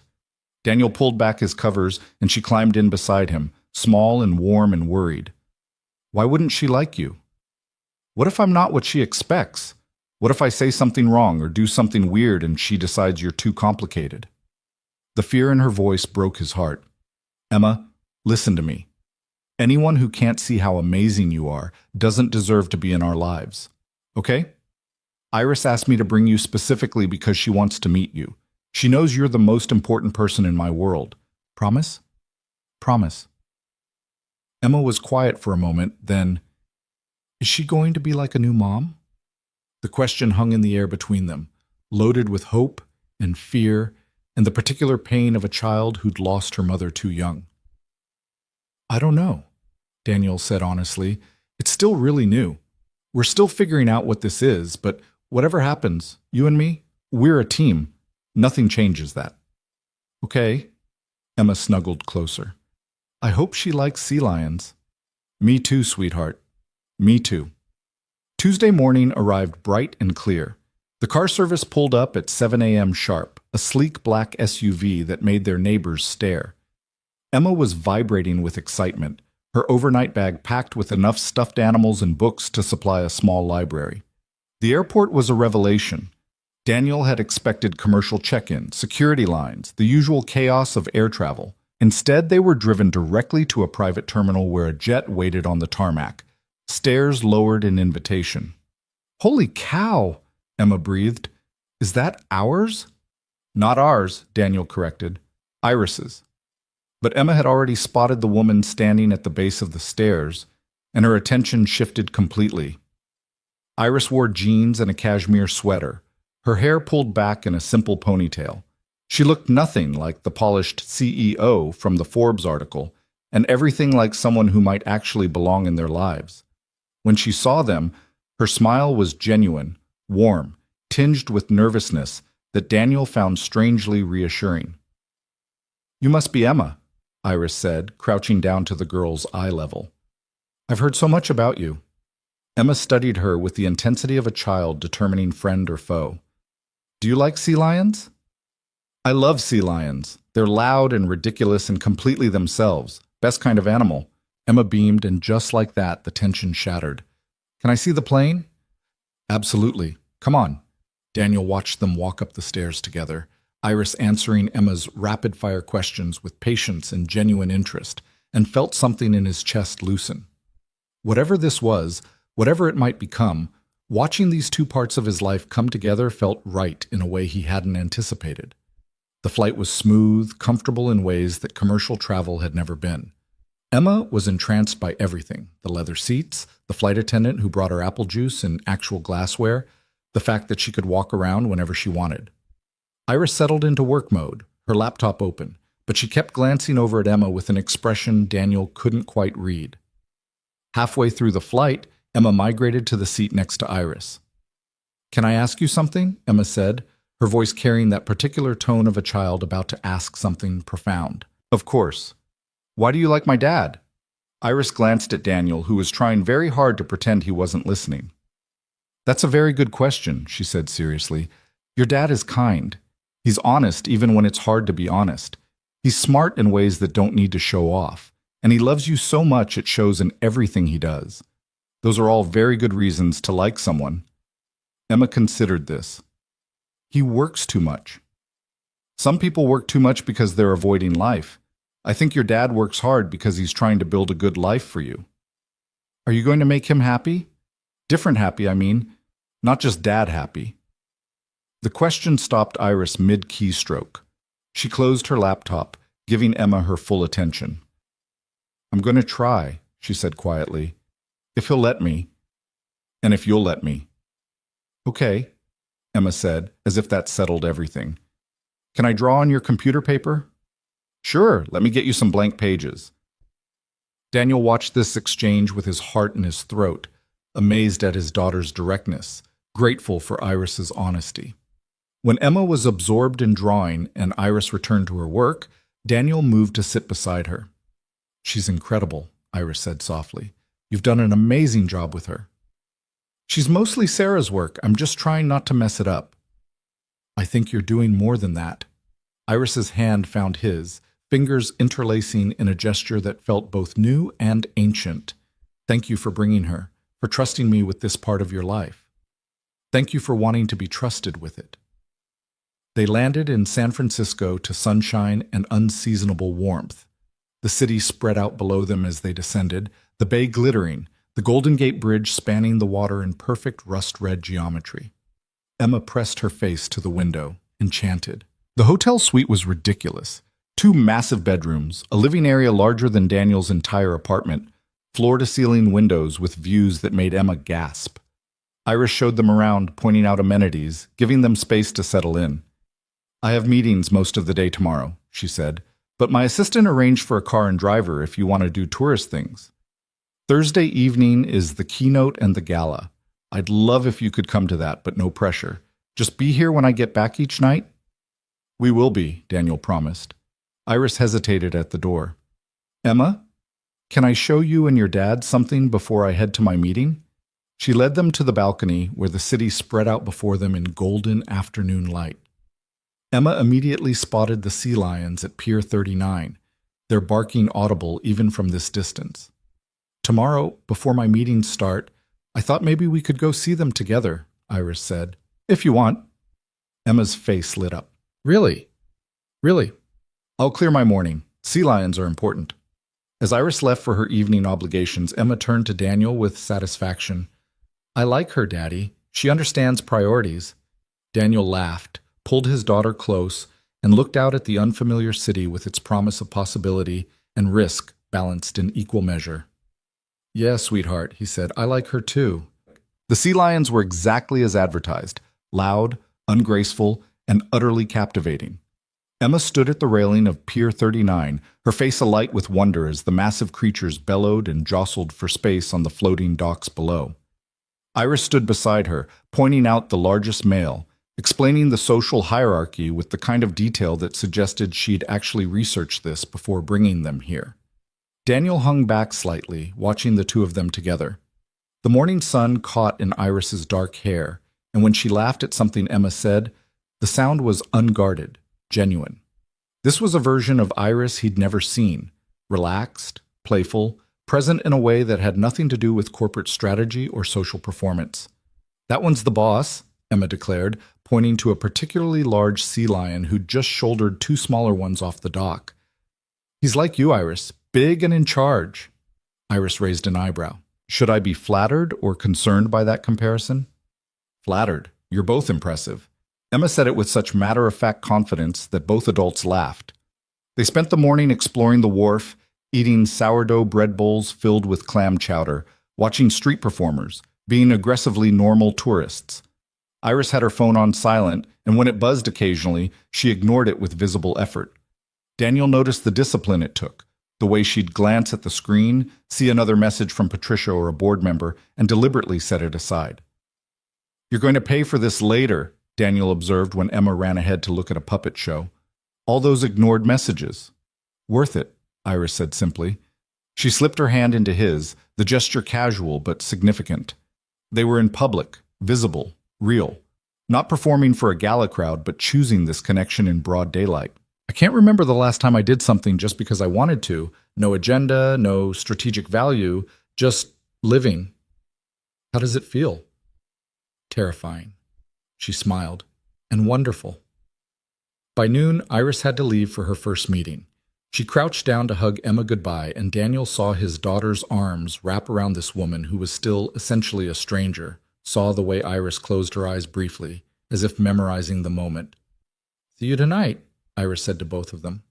"The driver will take you anywhere you want to go. Museum, aquarium, Alcatraz." Patricia loaded suggestions onto your phone. "We'll be fine," Daniel assured her. "Go be brilliant and terrifying." "Those aren't mutually exclusive?" "With you?" "Definitely not." Iris kissed his cheek, quick and sweet, before she could second-guess herself. Then she was gone, disappearing into a waiting car, transforming back into the CEO as the door closed behind her. Emma watched the car pull away, then looked up at Daniel with knowing eyes. "You love her." The words hit like a physical blow.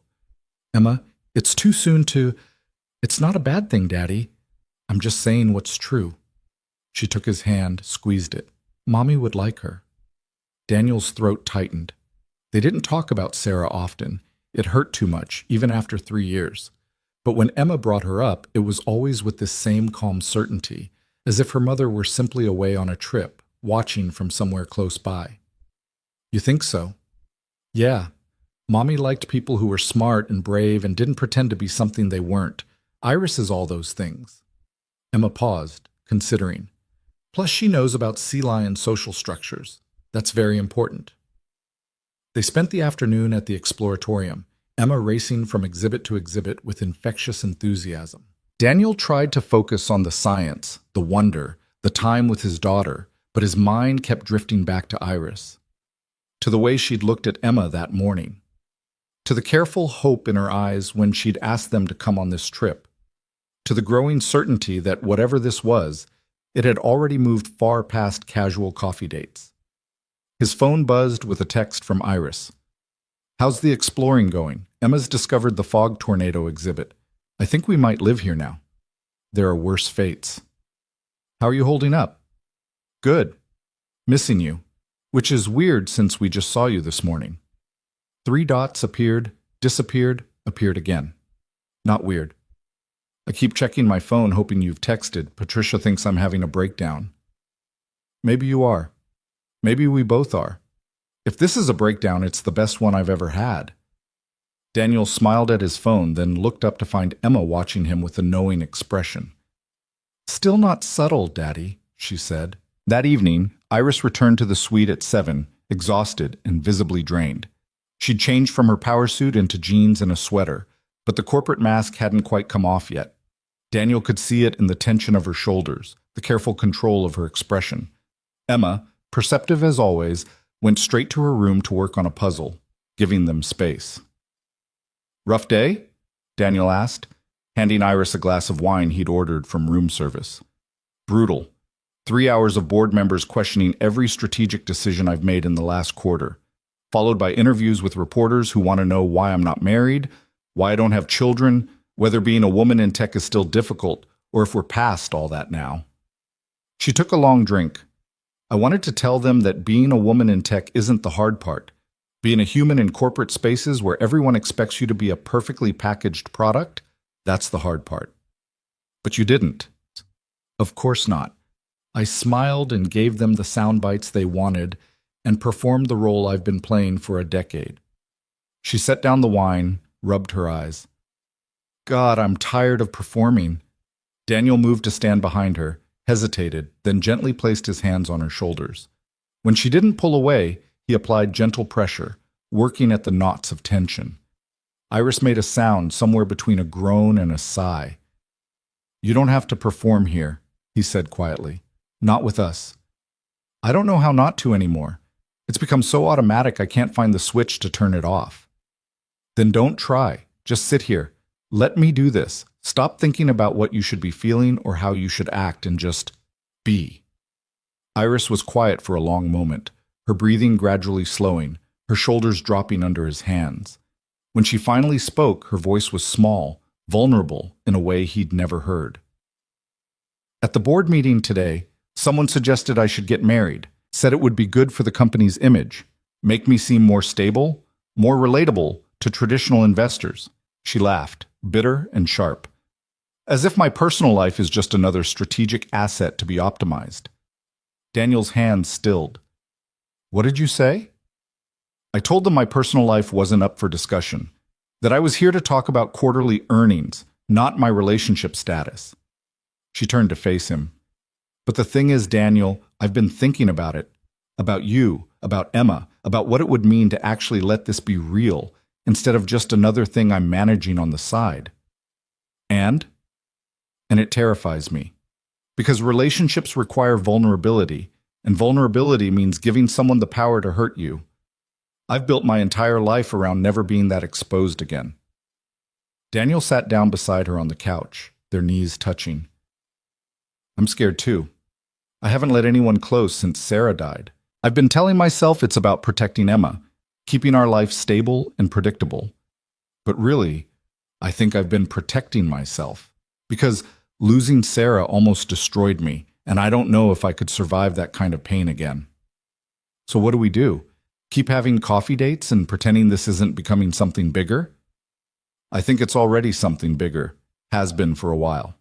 Daniel took her hand, traced patterns on her palm. The question is whether we're brave enough to admit it and see where it goes. Iris studied their joined hands, her expression unreadable.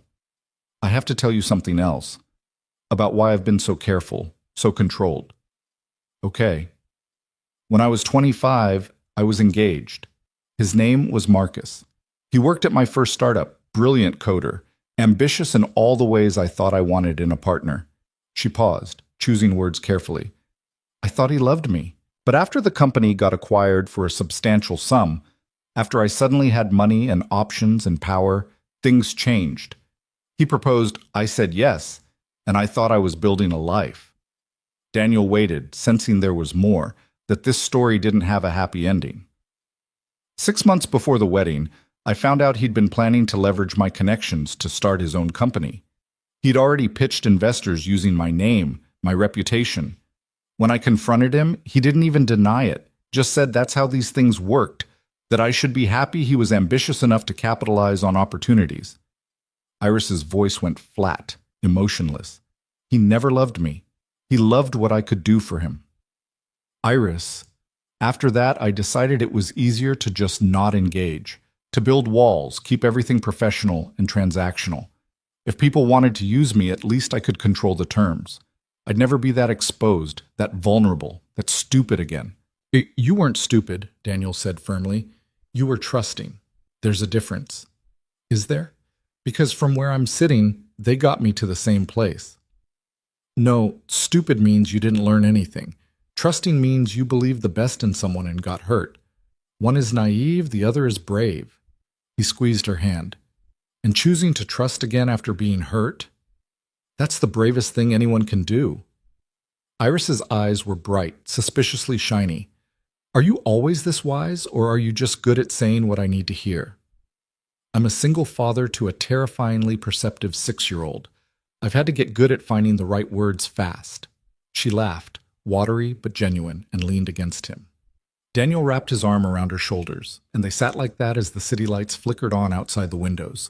Two people who'd built careful walls, finding the courage to dismantle them brick by brick. Emma emerged from her room eventually, took one look at them curled together on the couch, and climbed up between them without asking. She fit perfectly in the space they made, her small warmth anchoring them both to something real and immediate. "Are you guys dating now?" Emma asked, as casually as if she were asking about the weather. Daniel and Iris exchanged glances over her head. "Would that be okay with you?" Iris asked carefully. "If we were?" Emma considered this with her characteristic seriousness. "I have some questions first." "Fair enough," Daniel said. "Shoot. Are you going to move away and make Daddy sad?" "No," Iris said without hesitation. "I live in Boston. That's my home."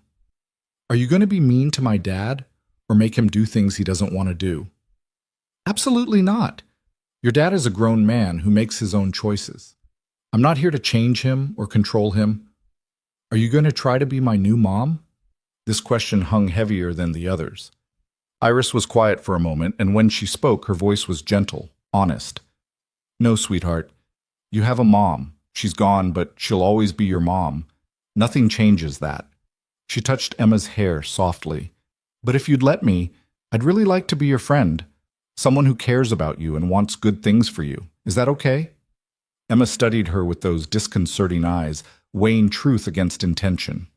Finally, she nodded. "Okay, you can date Daddy, but if you hurt him, I'm going to be very disappointed in you." "That's a fair deal," Iris said solemnly. "I'll do my best not to disappoint you." "Good."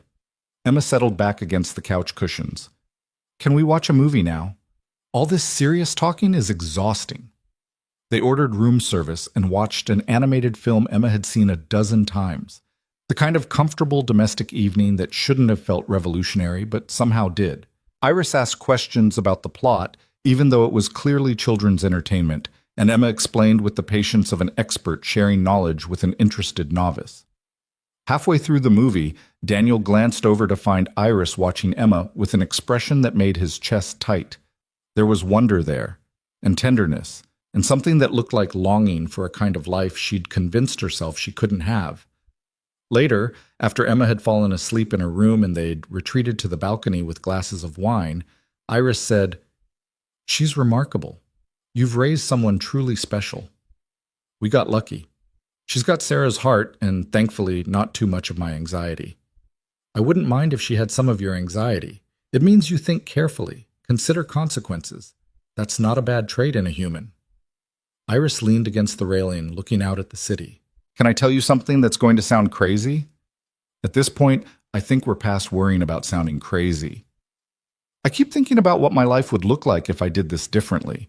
If I stepped back from the day-to-day operations, hired someone else to be CEO, focused on the parts of the work I actually care about instead of the parts I'm supposed to care about. She turned to face him. "And in those imagined futures, you're there, both of you. I'm coming home to something real instead of an empty apartment and another business dinner." Daniel's heart hammered. "That's not crazy. That's just honest about what you want." "But wanting something doesn't make it possible. I have obligations, a company, thousands of employees depending on me making the right choices. And those employees would probably benefit from a leader who's fulfilled in her personal life instead of exhausted and isolated." Daniel moved closer. "I'm not saying quit tomorrow. I'm saying maybe there's a middle path, one where you can have both." "Is there?" Because everyone I know who's tried to have both ends up terrible at one or the other or both. Maybe they were trying to do it alone. Maybe partnership is what makes the impossible possible. Iris looked at him for a long moment, and Daniel could see her running calculations, weighing risks, trying to logic her way through something that couldn't be solved with strategy or data. "I'm going to hurt you," she said quietly. "Eventually. I'm going to get consumed by work or say something thoughtless or prioritize the wrong thing at the wrong time. I'm not good at this.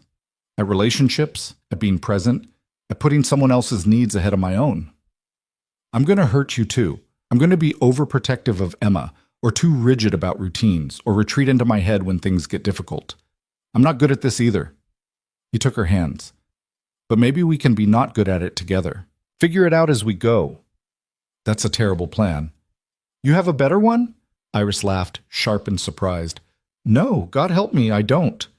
She kissed him then, properly kissed him for the first time, and it was nothing like the careful peck on the cheek from before. This was real, hungry, 3 weeks of tension and possibility releasing all at once.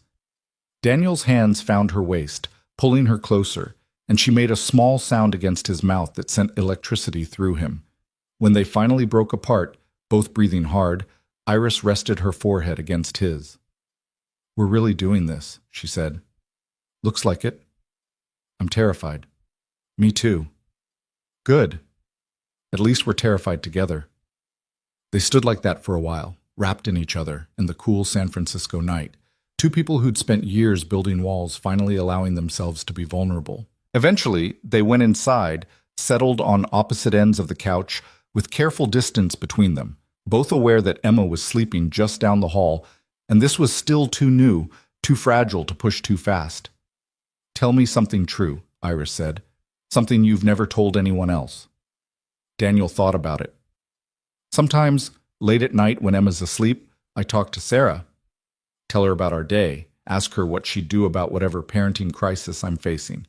I know she can't hear me, that it's just me talking to empty air, but it makes me feel less alone.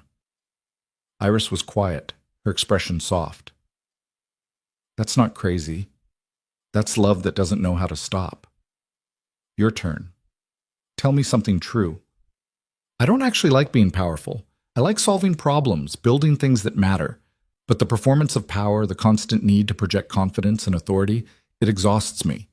Some days I want to walk away from all of it and just exist, without expectations or responsibilities or people constantly wanting things from me. What stops you? Fear, mostly. If I'm not the CEO, not the success story, not the woman who built an empire from nothing, then who am I? I've defined myself by achievement for so long, I'm not sure there's anything underneath. Daniel moved closer, took her hand. There's plenty underneath. I've seen it. The woman who researched sea lions to make my daughter happy, who gets genuinely excited about elegant code, who looks at art like she's trying to decode the universe. That person is more interesting than any CEO could ever be. You see me differently than most people. Because most people are only seeing what you show them. I'm seeing what you reveal when you forget to perform. Iris's eyes were bright again, and this time a tear actually fell. She brushed it away impatiently. I don't cry. I never cry. Maybe you've just never had a safe place to. She laughed, choked and watery, and moved into his arms. They held each other as the night deepened outside the windows, and Daniel thought about the strangeness of intimacy, how it could develop between two people who'd started as a transaction and evolved into something neither had planned for or knew how to navigate. The next day, Iris had back-to-back meetings from 8 in the morning until 6 at night. Daniel and Emma explored the city, riding cable cars and visiting Chinatown and feeding each other fortune cookies while debating their fortune's accuracy. Emma declared that hers, new adventures await around every corner, was obviously true because they were literally in a new city having adventures. What's yours say? She asked Daniel. He cracked open his cookie, read the slip of paper, and felt something shift in his chest. Great love brings great risk, but greater reward. That's about Iris, Emma said with absolute certainty. You think so? Obviously. Fortune cookies don't lie, Daddy. Everyone knows that. That evening, Daniel got Emma settled with a movie and room service, then took an Uber to the convention center where Iris was giving her keynote. He'd debated attending, worried about being a distraction or intruding on her professional space, but she'd texted him earlier, I'd really love to see you in the audience, if you're comfortable with it. The auditorium was massive, packed with hundreds of tech industry professionals. Daniel found a seat in the back, feeling distinctly out of place among the suits and startups. The lights dimmed and a moderator took the stage to introduce Iris. Please welcome Iris Sutton, CEO of Sutton Innovations and one of the most influential voices in sustainable technology. The applause was thunderous. Iris walked onto the stage and Daniel's breath caught. This was the version of her from the Forbes article. Power suit, severe expression, commanding presence. She owned the stage, owned the room, every inch the billionaire CEO. But then she started speaking, and something shifted. Her talk wasn't the polished corporate speak Daniel had expected. Instead, she talked about failure, about the projects that had crashed and burned, about the loneliness of making decisions that affected thousands of lives. She talked about losing sight of why she'd started, about getting caught in the machine of growth and performance metrics and quarterly earnings. I built my company because I saw a problem that needed solving, she said, her voice carrying clearly through the huge space. Somewhere along the way, I forgot that. I became focused on being successful instead of being useful, on growth instead of impact, on performing the role of CEO instead of actually leading with purpose. The audience was rapt, silent except for the occasional murmur of recognition. Recently, someone asked me what I'd do if I could do anything without constraints, and I realized I couldn't answer that question anymore. I'd become so defined by my role, my company, my public image, that I'd lost track of who I was underneath all that. She paused, and Daniel would swear she was looking right at him, even from the back of the massive auditorium. But I'm trying to remember, trying to find balance between the work that matters and the life that makes the work worthwhile. It's not easy, but I'm learning that maybe that's the point. The struggle to maintain our humanity while pursuing excellence, that's what makes us effective leaders, not just successful ones. The rest of the talk was brilliant, weaving together technical innovation with philosophical questions about purpose and responsibility. When she finished, the applause was even louder than before, people rising to their feet in appreciation, not just for her success, but for her honesty. Daniel waited outside the auditorium as the crowd dispersed, watching tech leaders and journalists swarm Iris with questions and business cards. She handled it with practiced grace, but he could see the exhaustion creeping back in, the mask settling into place. When she finally spotted him, her whole face changed. The professional veneer cracked, and underneath was something raw and real and entirely focused on him.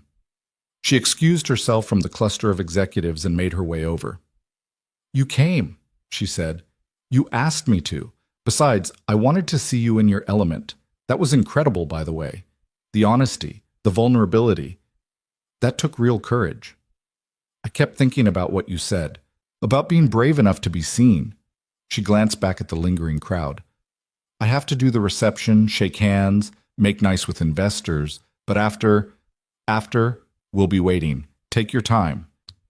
Iris kissed him quickly, heedless of the professional crowd around them, a public declaration that this mattered more than appearances or propriety. Then she was swept back into the world of corporate networking, and Daniel made his way back to the hotel. Emma was already asleep when he arrived, sprawled across her bed with her rabbit clutched tight. Daniel stood in the doorway watching her, thinking about the fortune cookie's prediction, about great love and great risk, and whether he was brave enough for both. His phone buzzed with a text from Iris. 2 more hours of this and then I'm free. Thank you for being there tonight. It meant everything. Take your time. We're not going anywhere. That's what scares me most, that you might actually mean that. I do mean it. Then I guess we're both terrified and doing it anyway. Seems to be our pattern." When Iris finally returned to the suite, it was nearly midnight. She looked exhausted, but also lighter, as if something heavy had been set down. She kicked off her heels, hung up her suit jacket, and collapsed onto the couch beside Daniel. "Tell me about your day," she said, something normal and real and completely unrelated to business. So Daniel told her about Emma's theory on fortune cookies, about the cable car conductor who'd let Emma ring the bell, about the dim sum restaurant where they'd ordered things they couldn't identify and loved most of them. Iris listened with her eyes closed, a small smile playing at her lips, and when he finished, she said, "That sounds perfect. Tomorrow's my last day of meetings, and then we're free. Can we do something like that? Just the 3 of us being normal?" Define normal. I don't know. Whatever normal people do. Museums, parks, Anything that doesn't involve business cards or elevator pitches. I think we can manage that. Iris opened her eyes, turned to face him. Daniel, I need to tell you something. His stomach dropped at her tone. Okay. After we get back to Boston, my life is going to get crazy. We're launching a new product line. I have investor meetings in 3 different countries. The board is pushing for expansion into markets I'm not sure we're ready for. She took his hand. I'm going to have less time, less availability. There are going to be weeks where I'm traveling more than I'm home. And I need to know if you can handle that, because I can't promise to be the kind of partner who's always present and available. Daniel considered this carefully. Can I ask you something? Is this you warning me about reality, or is this you giving me an out? Because they're different things. Iris looked startled. I don't know. Both, maybe. Then let me be clear. I'm not looking for someone who can be available 24/7. I have Emma, I have work, I have a life that's going to require flexibility from both of us. What I'm looking for is someone who's honest about their limitations, who shows up when they can, and who doesn't perform when they're with me. He squeezed her hand. You're going to travel. I'm going to have parent-teacher conferences and sick days and soccer games. We're going to have to figure out how to make space for each other in already complicated lives. But that doesn't scare me. What would scare me is if you pretended it would be easy. It's not going to be easy. I know, but I think maybe you're worth the complication. Iris's expression crumbled, the careful control finally breaking completely. I don't know how to do this. How to be someone's partner when I've spent a decade being self-sufficient and isolated. Then we'll figure it out together, make mistakes, adjust, try again. That's what relationships are. Just 2 imperfect people choosing each other over and over despite the complications. When did you get so wise about relationships? You've been single for 3 years. Exactly. I've had a lot of time to think about what went wrong, what I'd do differently if I ever got another chance. He pulled her close. Turns out, I'm getting that chance. They sat in comfortable silence for a while, Iris's head on his shoulder, the city glowing outside the windows. Eventually, she spoke again, her voice soft. Tomorrow night, after the gala, I want to tell you something about what I'm planning to do. Changes I'm making. She pulled back to look at him. But I need to be sure first. Need to know this is real and not just a moment of clarity that'll fade when I get back to reality. It's real, Daniel said with certainty. How do you know? Because I've spent 3 years running from anything that felt like this. And here I am, in San Francisco with my daughter and a woman I barely know, planning a future I can't even fully imagine yet. I don't do that for moments. I only do that for real. Iris kissed him then, deep and sure, a promise and a question all at once. When they finally pulled apart, she rested her forehead against his. Tomorrow, she said, after the gala, I'm going to tell you everything. I'll be ready. Will you? Probably not, but I'll be there anyway. She laughed, genuine and free, and Daniel thought about fortune cookies and great love and risks that might actually be worth taking. Outside the window, San Francisco glittered with possibility, and for the first time in 3 years, Daniel let himself believe in futures that included more than just survival. The morning of the final gala dawned gray and misty, San Francisco wrapped in the kind of fog that made the city feel suspended between earth and sky. Daniel woke to find Emma already up, perched at the window watching the Golden Gate Bridge emerge from the white like something from a dream. It's magic, she whispered when she noticed he was awake. The whole city just appears when the fog moves. He joined her at the window, and together they watched the morning reveal itself in pieces. Somewhere in the city below, Iris was already in meetings, already performing the role of CEO for what she'd promised would be the last full day. Tonight was the gala, and after that, she'd said, everything would change. Daniel had no idea what that meant, but the certainty in her voice when she'd said it had stayed with him through the night. Emma turned from the window with sudden focus. We should do something special for Iris today, before her big party tonight. Like what? I don't know. Something that shows we're thinking about her even when she's at work being important. Emma's face scrunched in concentration, the same expression she got when solving math problems. Can we make her something? Or find her something perfect? The idea settled into Daniel's chest with surprising weight. Yeah, sweetheart, I think that's a great idea. They spent the morning exploring the Mission District, wandering through vintage shops and artisan markets. Emma examined everything with discerning attention, rejecting items that were too fancy or not Iris enough. Daniel watched his daughter curate their search with the seriousness of someone who understood that gifts mattered most when they said something true about the giver and the recipient both. In a small gallery tucked between a cafe and a bookstore, Emma stopped in front of a painting. It was abstract, all deep blues and grays with unexpected flashes of gold breaking through the darkness.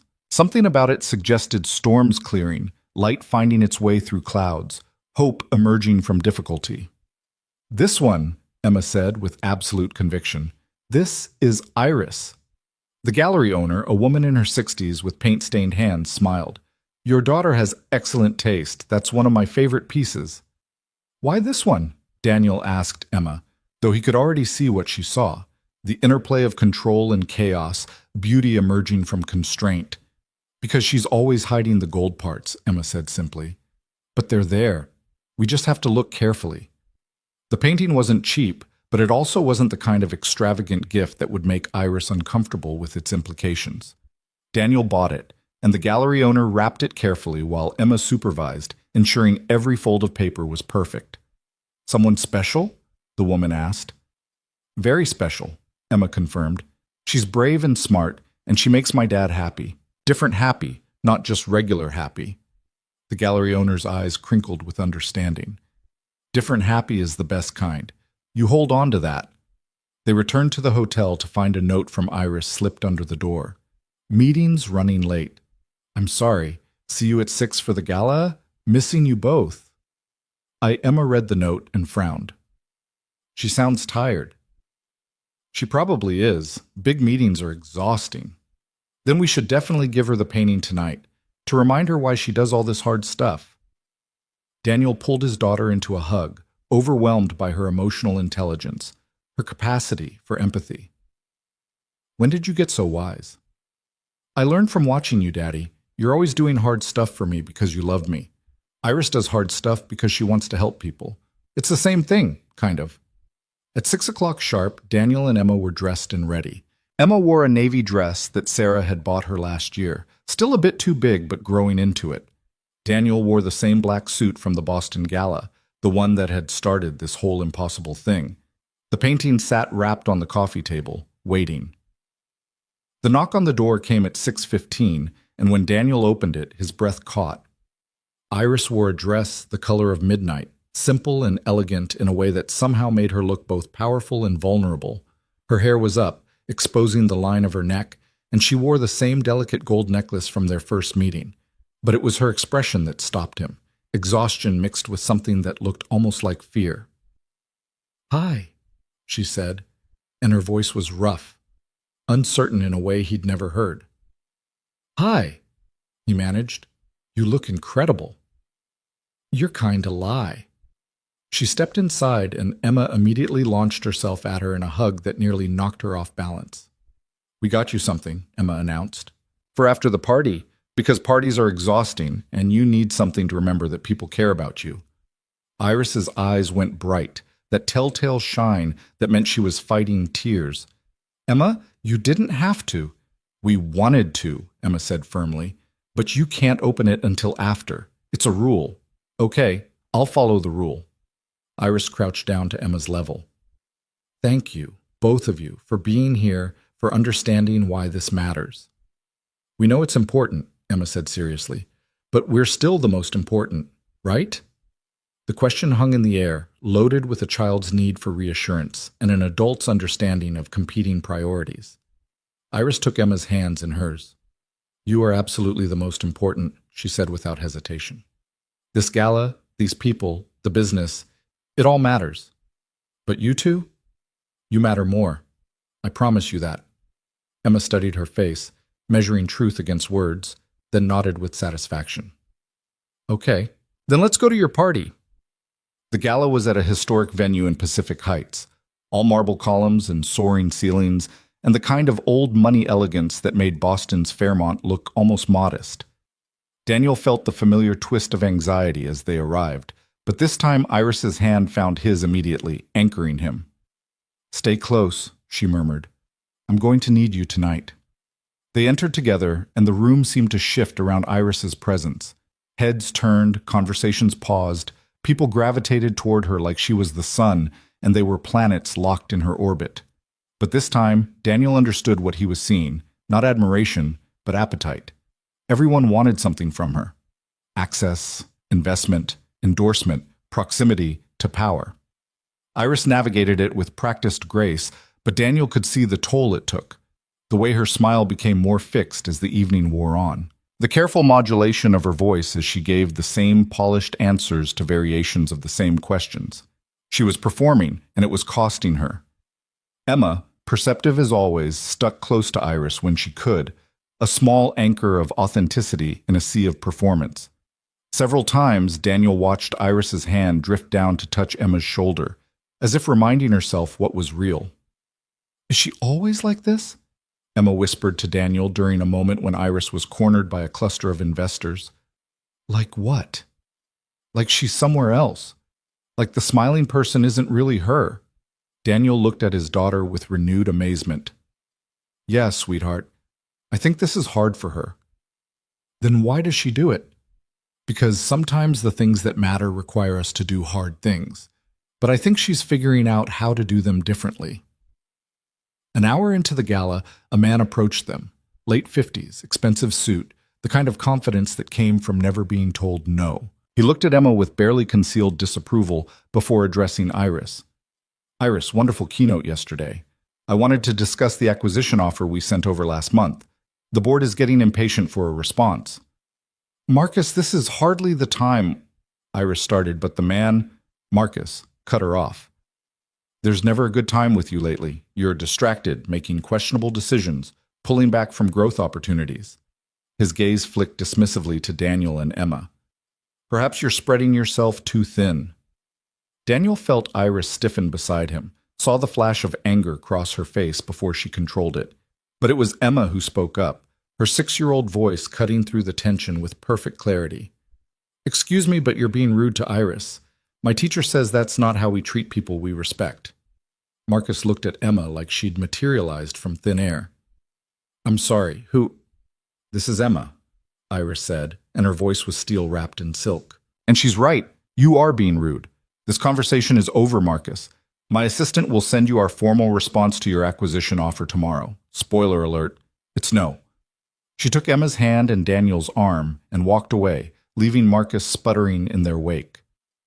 Once they were out of earshot, Iris let out a long breath. "Thank you," she said to Emma. "That was incredibly brave." "He was being mean to you, and to us. That's not okay." "No," Iris agreed. "It's not. And I should have said that clearly from the start instead of trying to be diplomatic." They found a quiet corner near the terrace doors, and Iris visibly tried to shake off the interaction. But Daniel could see it had rattled her, stripped away another layer of the performance she'd been maintaining. "Do you know him?" Daniel asked quietly while Emma was distracted by the ice sculptures. "Unfortunately, Marcus Holloway. He ran the consulting firm I mentioned at the cafe, the one I lied about working for when Vanessa asked." Iris's laugh was bitter. "He's been trying to acquire my company for 2 years, sees it as a trophy, a way to expand his empire. Doesn't care about the mission or the people, just the market share." "The same Marcus from my engagement?" "Yes." Iris's expression hardened. "I told you he was ambitious. Turns out that ambition extends to trying to buy companies he can't control any other way." Daniel felt anger kindle in his chest at the thought of this man trying to leverage Iris's past, her vulnerability, her company. "What are you going to do?" "What I should have done months ago. Tell him definitively no and stop worrying about burning bridges or maintaining diplomatic relationships with people who don't deserve my courtesy." She looked at him, and in her eyes was a determination he'd seen glimpses of but never fully. "I'm done playing nice with people who see me as an asset to acquire instead of a person to respect." The rest of the evening passed in a blur of conversations and networking and carefully maintained appearances. But something had shifted in Iris. She was less yielding, more direct. When people pushed, she pushed back. When they tried to corner her into commitments, She deflected clearly rather than diplomatically.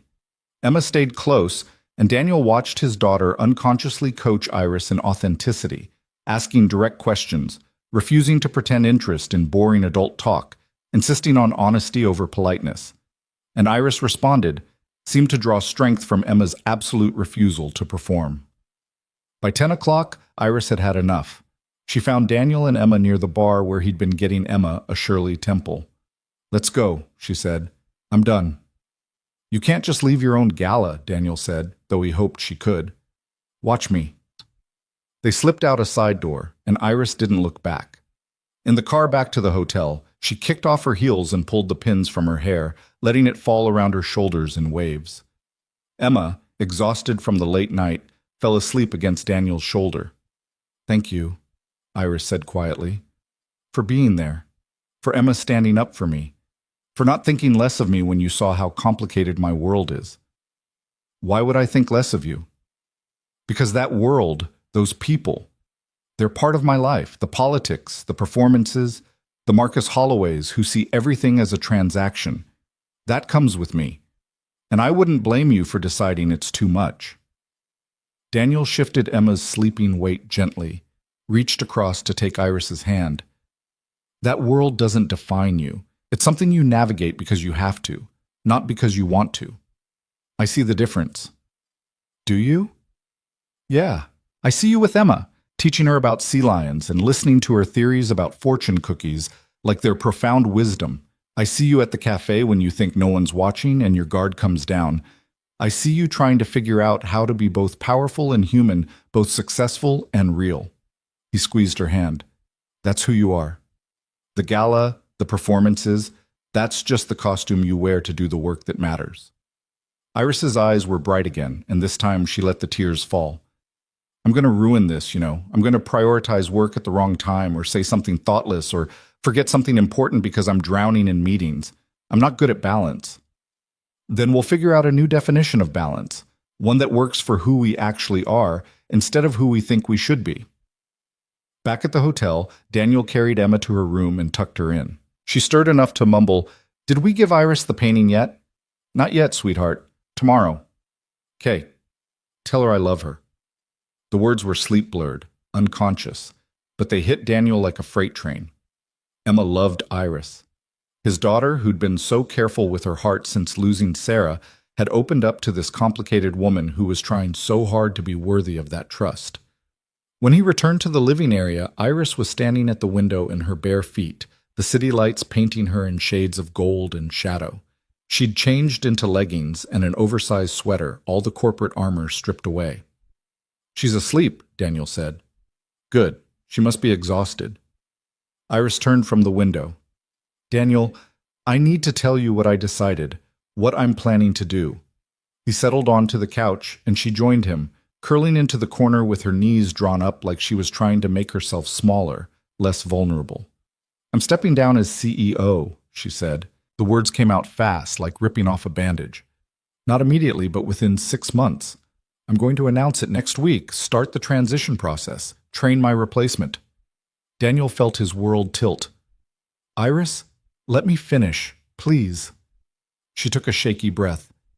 "I've been thinking about this for months, maybe longer, about how I built something important but somewhere along the way lost sight of why. The company needs a leader who wants to scale, who thrives on the performance, who sees growth as the ultimate goal. That's not me anymore. Maybe it never really was." "What will you do?" "What I told you I wanted to do. Fund research, quietly, strategically, supporting innovation without the corporate overhead. I'll keep majority shares in the company. I'm not walking away from my responsibility to employees or investors, but I'm going to reclaim my life." She looked at him with something raw and desperate in her eyes. "I want to have time to figure out what I actually want instead of what I'm supposed to want. Time to be with you and Emma if you'll have me. Time to just exist, without performing, without constantly proving I deserve the space I take up." "This is because of us?" Daniel asked carefully. "Because if you're doing this for me, for Emma, no, yes, both." Iris ran her hands through her hair, frustrated with her own inability to articulate clearly. I'm doing this for me. But you showed me it was possible. You and Emma showed me what a real life looks like, one built around what matters instead of what impresses people. You didn't tell me to change. You just existed, honestly and completely, and it made me realize how exhausted I am of pretending. Daniel processed this, the enormity of what she was saying. Your board is going to lose their minds. Almost certainly. Marcus is going to try to swoop in, convince investors I'm unstable, use this as leverage for his acquisition attempt. She smiled, and there was steel in it. But I'm going to choose my replacement carefully, someone who shares the original vision, who cares about impact over market share, someone who can tell Marcus to go to hell with more authority than I ever could. You've really thought this through. I've thought of little else for weeks. She moved closer, took his hands. But I need to know, is this too much? Too fast? Am I making decisions based on emotion that I'll regret when reality sets in? Daniel thought about his own life, about the careful structures he'd built after Sarah died, about how meeting Iris had shaken all of it loose. I think you're making decisions based on knowing what you actually want for the first time in years. That's not emotion. That's clarity. What if I'm wrong? What if I step down and 6 months from now I realize I made a terrible mistake? Then you'll figure it out. You're brilliant, resourceful, and capable of building something from nothing. If this doesn't work, you'll try something else. He pulled her close. But I think you're not wrong. I think you're finally being honest with yourself about what kind of life you want to live. Iris buried her face in his shoulder, and he felt her shake with silent tears, release, the overwhelming relief of someone who'd been holding themselves together too long, finally allowing themselves to break. He held her through it, one hand stroking her hair, the other wrapped around her back, anchoring her to something solid. When she finally pulled back, her face was blotchy and her eyes were red, and Daniel thought she'd never looked more beautiful. I'm a mess, she said, trying to laugh. You're real. That's different. God, I love you. The words slipped out before she could stop them, and her eyes went wide with shock at her own admission. I didn't mean, I did mean it, but I didn't mean to say it like that, just blurt it out. Daniel kissed her, stopping the spiral of panic with his mouth on hers. When he pulled back, he was smiling. I love you too, he said simply. Probably have for a while now. I was just waiting for the right moment to say it. This is the right moment? Me having a breakdown about my career on a hotel couch in San Francisco? This is the perfect moment, because it's real and honest and exactly what we are. Two imperfect people figuring it out as we go. Iris laughed, genuine and free, and kissed him again. This time it deepened, became something more urgent. Daniel's hands found her waist, pulling her closer, and she made that sound against his mouth that sent electricity through him. Emma's asleep, Iris murmured against his lips. She is. And we're both adults who've been very patient and very careful about not rushing this. We have been. So maybe... A crash from Emma's room cut her off, followed by a sleepy, I'm okay. They pulled apart, laughing, foreheads pressed together as the moment dissolved into domesticity and parenting and the reality of their situation. Rain check, Iris said. Definitely a rain check. Daniel went to check on Emma, who'd apparently knocked over her water glass in her sleep, but was otherwise fine. By the time he got her resettled and returned to the living room, Iris was curled on the couch with her eyes closed, exhausted from the day and the performance and the emotional release. He covered her with a blanket, pressed a kiss to her forehead, and went to his own room, his heart full of love and terror and the strange certainty that they were going to make this work somehow. The next morning, their last in San Francisco, they had a lazy breakfast in the suite. Emma presented the wrapped painting to Iris with great ceremony, explaining the selection process and the meaning behind her choice. Iris unwrapped it carefully, and when she saw the painting, blues and grays with unexpected gold breaking through, her expression crumbled in the best way. It's perfect, she said, her voice thick. How did you know? Because you're always hiding the gold parts, Emma said, repeating her observation from the gallery. But they're there. You just have to look carefully. Iris pulled Emma into a hug, holding on tight, and over Emma's shoulder she met Daniel's eyes. In that look was everything they'd said, and everything they hadn't, promises and fears, and the tentative hope that maybe, impossibly, this could actually work. They spent the morning walking along the bay, feeding seagulls and watching boats, and being deliberately, intentionally normal. Iris took pictures of Emma on her phone, laughing at something only they understood, and Daniel thought about how quickly this had all happened, how little time they'd actually spent together, how insane it was to love someone you'd known for barely a month. And yet he did. He loved her, completely, terrifyingly, with the kind of certainty that didn't come from logic but from something deeper, more fundamental. On the flight home, Emma fell asleep almost immediately, exhausted from days of adventure. Daniel and Iris sat across from each other, and she pulled out her tablet. "I'm announcing my resignation on Monday," she said. "I wanted you to see the statement first." Daniel read it carefully. It was honest without being defensive, clear about her reasons without apologizing for them. She framed it as evolution rather than retreat, as choosing to lead in a different way rather than giving up leadership entirely. "It's perfect," he said. "Though the board is still going to panic, let them. I'm done making decisions based on other people's panic." She took the tablet back, set it aside. "Will you be there when I make the announcement? I know it's asking a lot, and you have work, and Emma has school, but I'll be there," Daniel promised. "We both will, if Emma wants to come." "She doesn't have to. She'll want to. She's invested in this now, in you, and I think having her there will remind you why you're doing this when everyone else is telling you you're making a mistake." Iris smiled, took his hand across the small table. "How did I get this lucky? Finding you, finding both of you. You hired the wrong escort service and got matched with a nervous single father instead. Best mistake I ever made." They landed in Boston as evening painted the sky in shades of amber and rose. The city looked different to Daniel now, charged with new possibility. As they drove back to his apartment, Emma woke and looked out the window with satisfaction. "We're home," she announced. "That was a good adventure, but home is still best."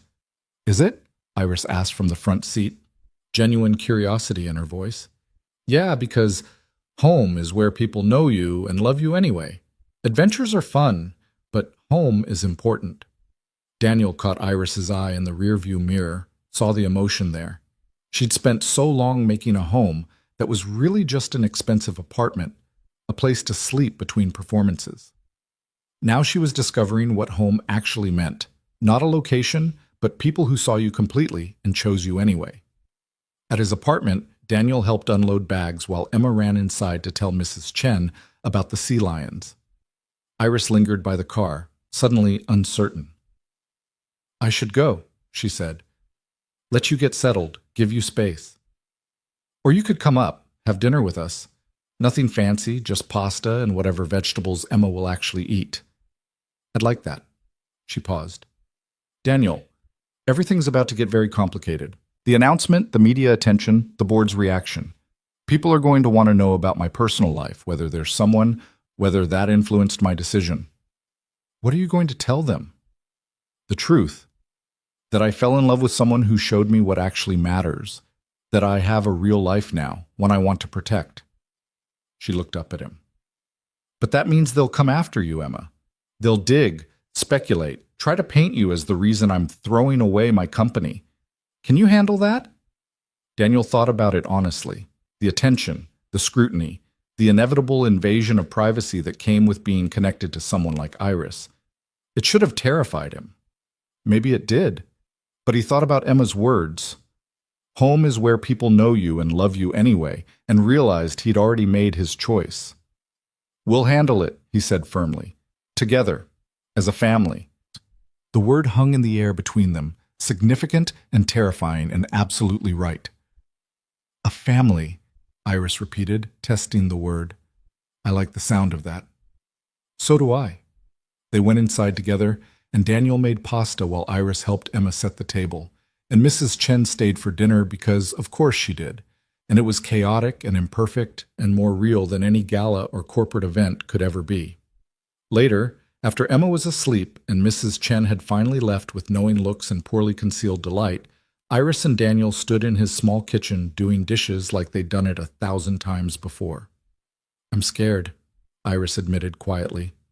"Of Monday, of the backlash, of whether I can actually pull this off." "You can, and when it gets hard, when you doubt yourself, you call me, or better yet, you come here. This is your home now too, if you want it. It's a one-bedroom apartment in a neighborhood that doesn't even have a Whole Foods. Is that a problem? Not even a little bit. She dried the last plate, set it carefully in the cabinet. I want this, Daniel. This normal, complicated, imperfect life with you and Emma. I want it more than I've wanted anything in years. Then it's yours. We're yours. However this works, whatever it looks like, we'll figure it out. Iris kissed him then, soft and sweet and full of promise. And standing in his small kitchen with dish soap still on his hands and his daughter sleeping down the hall, Daniel thought about the fortune cookie's prediction one more time. Great love brings great risk, but greater reward. He'd found the love. He was taking the risk. And the reward. This woman. This possibility. This chance at a future he'd stopped believing in was worth every moment of fear, every complication, every uncertain step forward into the unknown. Monday morning arrived with the weight of consequence.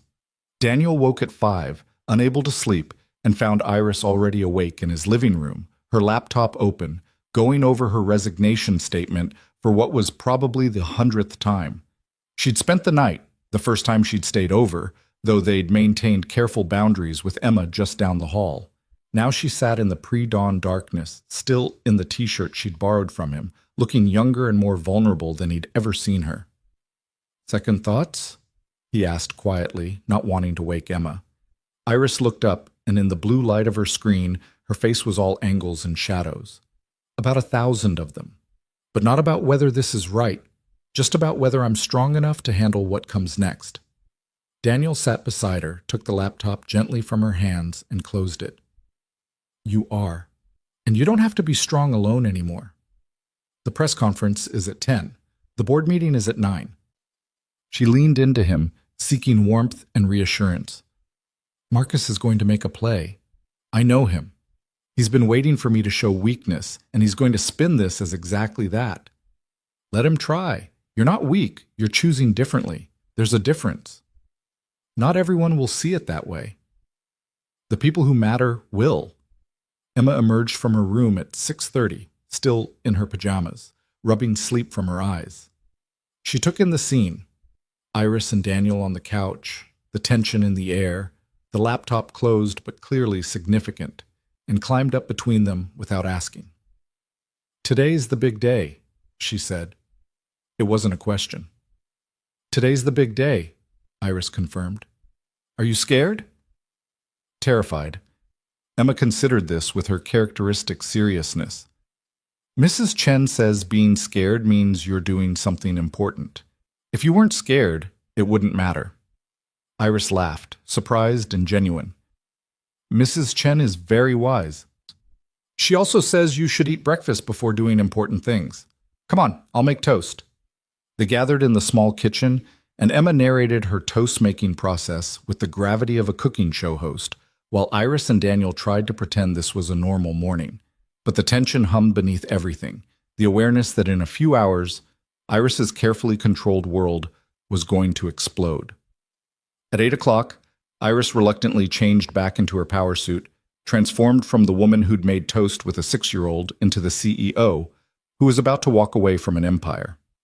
Daniel watched the metamorphosis with something like grief, understanding that both versions were real, but knowing which one he preferred. I'll see you there? Iris asked, adjusting her collar in the mirror by his door. Front row. We'll be there. She kissed him goodbye, brief and careful, still navigating how to be affectionate in front of Emma. Then she was gone, and Daniel was left with the task of getting his daughter ready for what would either be a triumphant moment or a devastating one. Is Iris going to be okay? Emma asked as they walked to school. I think so, but it's going to be hard for a while. Will people be mean to her? Daniel thought about lying, softening the truth. But Emma deserved honesty. Some people will. They won't understand why she's doing this. They'll think she's giving up or making a mistake. But we know she's not. We know she's not, Daniel confirmed. Emma was quiet for a moment, then said with perfect conviction, then we'll just have to remind her when she forgets.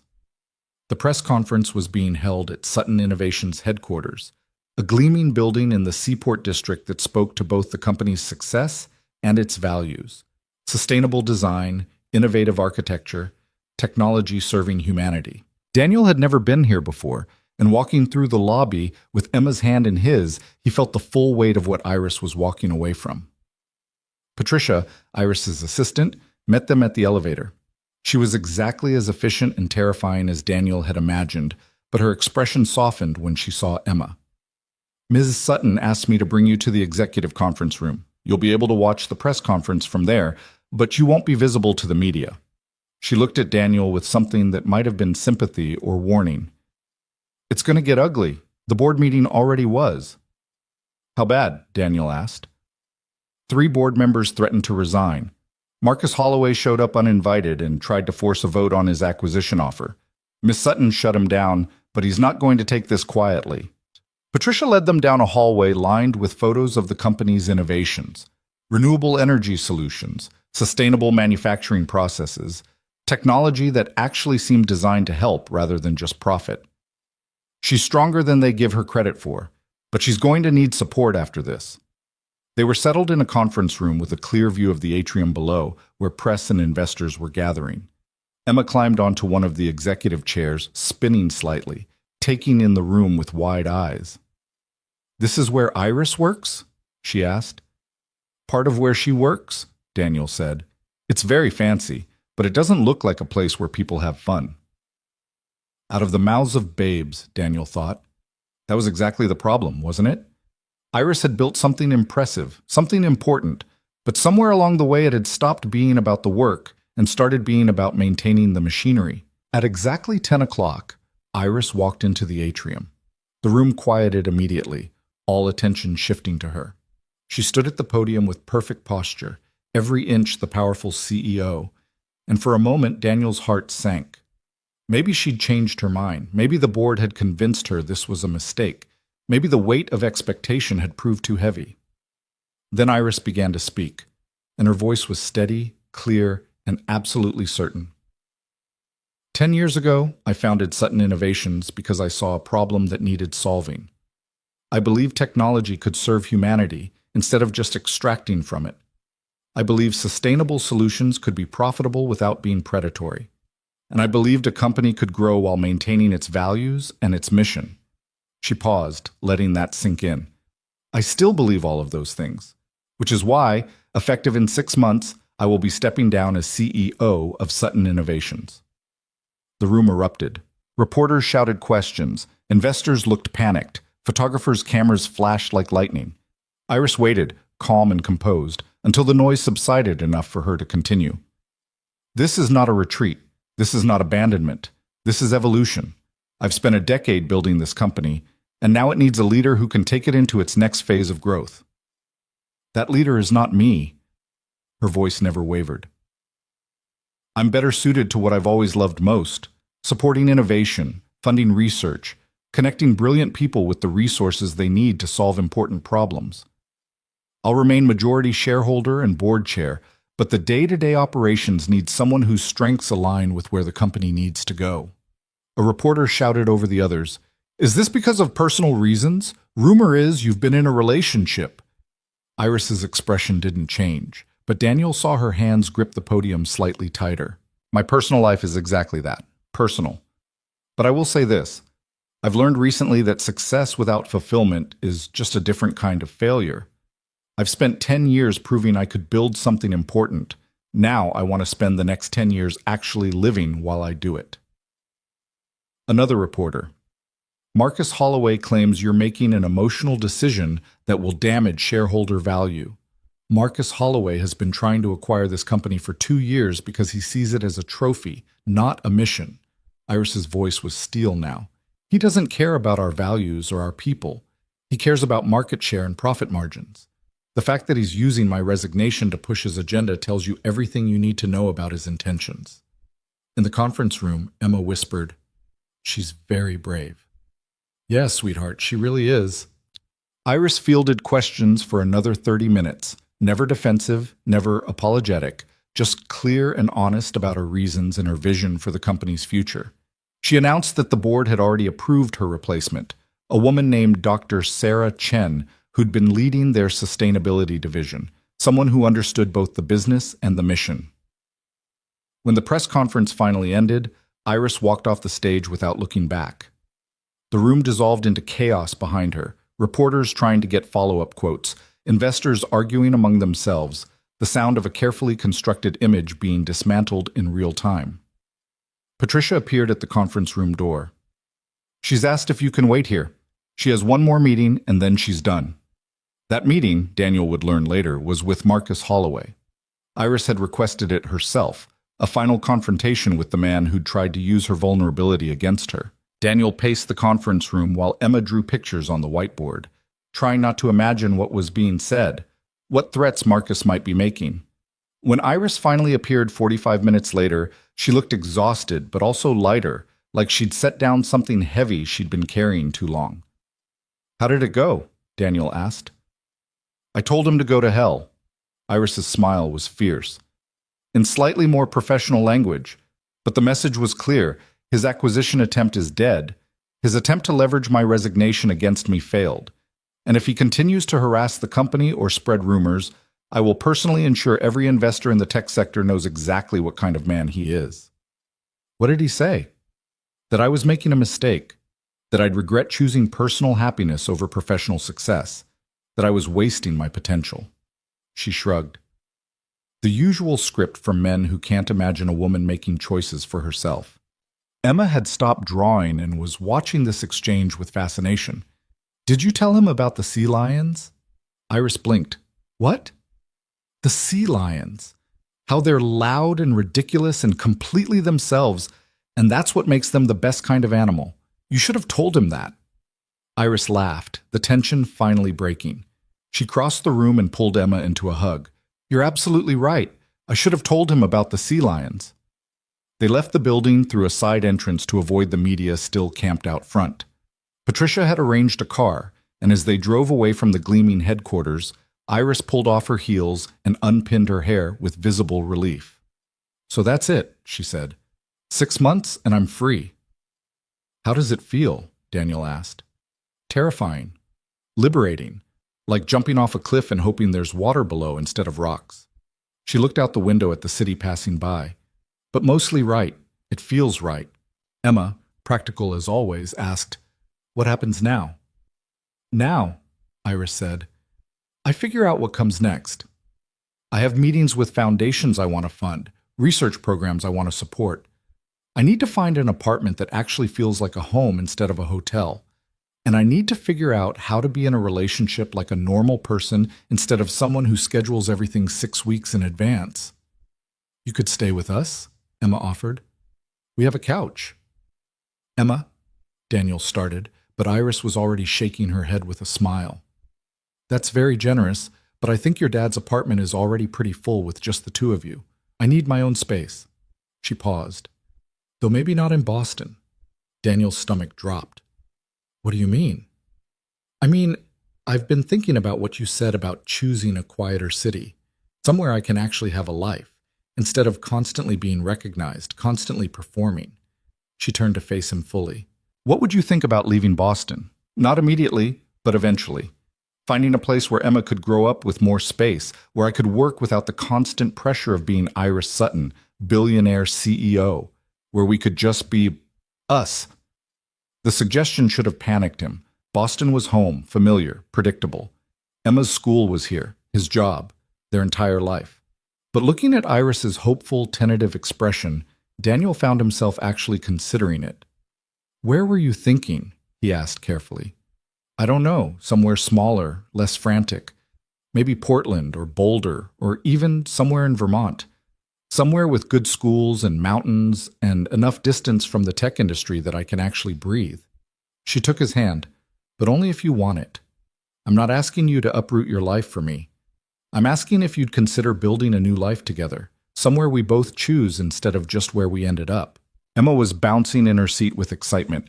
"Could we have a yard? Mrs. Chen says yards are important for children and dogs." "We're not getting a dog," Daniel said automatically. "But we could have a yard where a dog might theoretically live if we decided to get one someday." Iris laughed. "I think that could be arranged." Daniel thought about it seriously. The logistics were daunting, finding new jobs, moving Emma to a new school, leaving behind the life they'd built in Boston. But he also thought about what that life actually looked like. Him working too much, Emma in a small apartment with no outdoor space, both of them maintaining routines that were safe but limiting. "Let me think about it," he said. "Talk to Emma, really talk, when she's not delirious with the possibility of a dog. Figure out what makes sense." "Of course. No pressure, no timeline, just a possibility."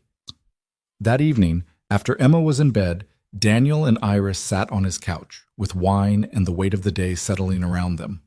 The news was already running stories about Iris's resignation, some sympathetic, some skeptical, some openly hostile. They watched a few minutes of CNBC dissecting her decision before Iris turned it off. "I knew it would be like this," she said, "but knowing and experiencing are different things." "Do you regret it?" "No.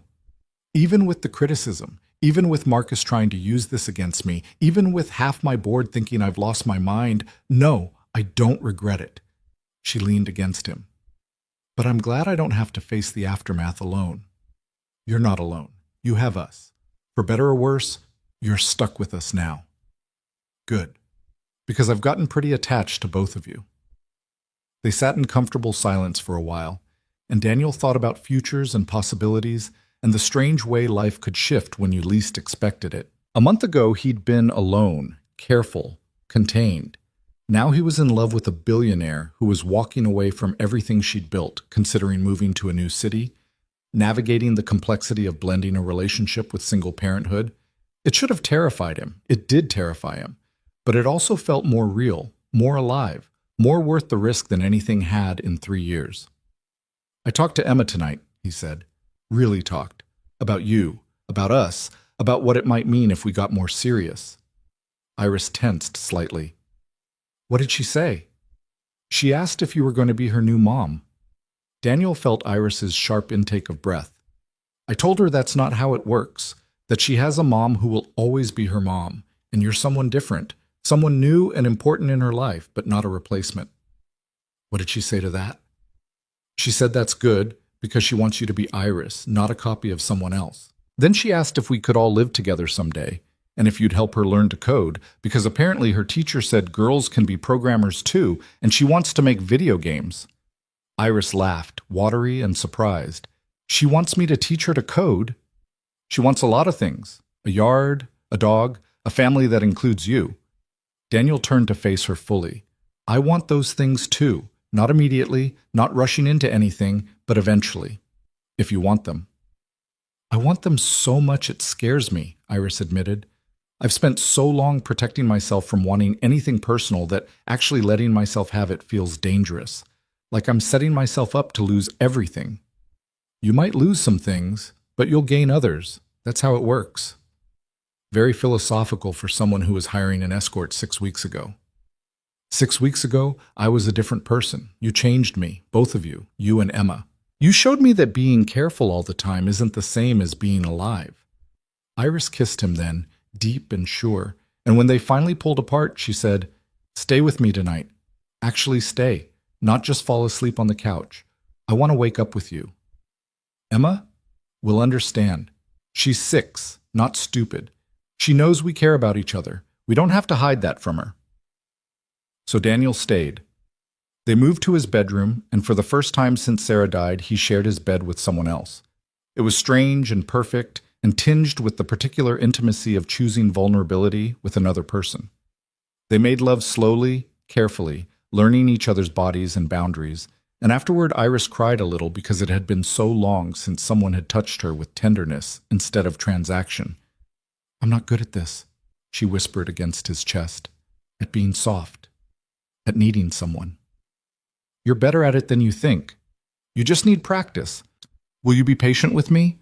When I mess up, when I prioritize wrong, when I forget how to be human instead of corporate?" "Always.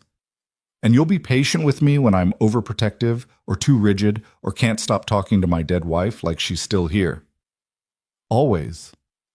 They fell asleep tangled together, and when Emma crawled into bed with them at 6 the next morning, she just snuggled between them like this was completely normal and natural, which maybe it was. Over the next few months, everything shifted. Iris began the transition process at Sutton Innovations, training Dr. Chen and systematically extracting herself from day-to-day operations. It was harder than she'd expected, letting go of control, trusting someone else with her vision, watching the company evolve in directions she might not have chosen. But it was also liberating, creating space for the work she actually wanted to do. She started a foundation focused on funding underrepresented researchers in sustainable technology. She connected with universities and small startups, providing capital and mentorship without the corporate overhead or the need for immediate returns. She worked from coffee shops in her apartment and sometimes from Daniel's couch while Emma did homework at the kitchen table. The media attention was intense at first, profiles trying to understand her decision, investors questioning her judgment, competitors waiting for her to fail. Marcus Holloway made one more acquisition attempt, which Iris and the board shut down so definitively that he finally retreated, though not without spreading rumors about her mental state and personal life. Daniel and Emma were photographed a few times leaving Iris's apartment or having dinner together. A gossip site ran a story about the single father who convinced a billionaire to give up her empire. Daniel hated the attention, the way they made it sound like he'd manipulated her, but Iris just laughed it off. Let them speculate. They can't touch what's real. Emma handled the attention with surprising grace, telling her classmates matter-of-factly that, yes, her dad was dating someone, and no, it wasn't weird that she was rich, and could everyone please stop asking because it was getting boring. By spring, they'd made the decision together. They would leave Boston. Emma had enthusiastically approved, especially when they'd included her in looking at houses online, searching for places with yards and good schools and enough space for all of them. They settled on Portland, Maine, close enough to Boston for visits, far enough for real distance, small enough to feel manageable while still having culture and opportunity. Iris bought a house, not a mansion, but a comfortable craftsman with a yard and a front porch and enough bedrooms for everyone to have their own space. Daniel gave notice at his job and found a remote position that would let him work from anywhere. Emma said goodbye to her classmates and Mrs. Chen with tears and promises to visit. Mrs. Chen, practical as always, pulled Daniel aside on moving day. "You're doing the right thing," she said. "That woman loves you both. And more importantly, you love her. Don't let anyone make you doubt that." "I won't," Daniel promised. "Good. And get Emma that dog she keeps talking about. Children need pets and yards and families that look like yours, all different shapes and sizes and perfectly imperfect." The move itself was chaotic, boxes and furniture, and Emma insisting on packing her own room, which resulted in finding her favorite stuffed rabbit wrapped in winter coats 6 months later. But when they finally arrived at the Portland house, when Emma ran through the empty room shrieking with delight, and Iris stood in the kitchen looking stunned that this was real, Daniel felt something settle in his chest. This was home. Not the place, but the people. Not the structure, but the choice to build something together. They settled into rhythms over the summer. Daniel working from the small office they'd set up, Iris traveling occasionally for foundation work but always coming home. Emma starting at her new school with the resilience of children who know they're loved and therefore can handle change. They got the dog, a rescue mutt named Archimedes, who Emma insisted was very smart despite evidence to the contrary. On a Sunday evening in early September, Daniel found Iris sitting on the front porch, watching Emma and Archimedes play in the yard.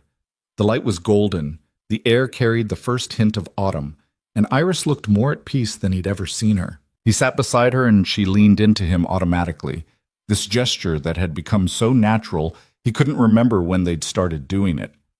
"I got an email today," Iris said, "from one of the researchers I funded. She just published a breakthrough paper on carbon capture technology. Said my funding made it possible, that she'd been rejected by every traditional investor before I took a chance on her." That's amazing. It is. And you know what I realized? That feeling, reading her email, knowing I helped make something important happen, it was better than any quarterly earnings report ever was. Better than any acquisition, any market triumph, any of the things I used to measure success by. Daniel kissed her temple. "You found what you were looking for." "I found more than that. I found out who I actually am when I'm not performing, and I like her better than the CEO." Emma ran over then, grass-stained and breathless, Archimedes bounding behind her. "Iris, can we plant vegetables?" For a garden? My teacher says gardens are important and I want to grow tomatoes. Absolutely. We can start planning it tonight. Emma beamed and ran back to her game, and Iris watched her with an expression that Daniel had learned to recognize. Wonder, mixed with gratitude, mixed with the particular fear of someone who'd finally let herself care deeply about something fragile. I have something I want to ask you, Iris said quietly, but I'm terrified you'll say no. Daniel's heart started hammering. Ask. She turned to face him fully, and in her eyes was vulnerability and hope in equal measure. I don't want to replace Sarah. I could never replace Sarah, and I wouldn't try. But I love you, Daniel, and I love Emma, and I want to build a family with you, officially. I want to wake up every morning knowing we chose this, chose each other, chose to be deliberately, intentionally together. Iris, let me finish. I'm not good at this, at romance, at big gestures. But I know what I want, and I want you, both of you. Not as a corporate merger or a strategic partnership, but as messy, imperfect, real family. She took a breath. Will you marry me?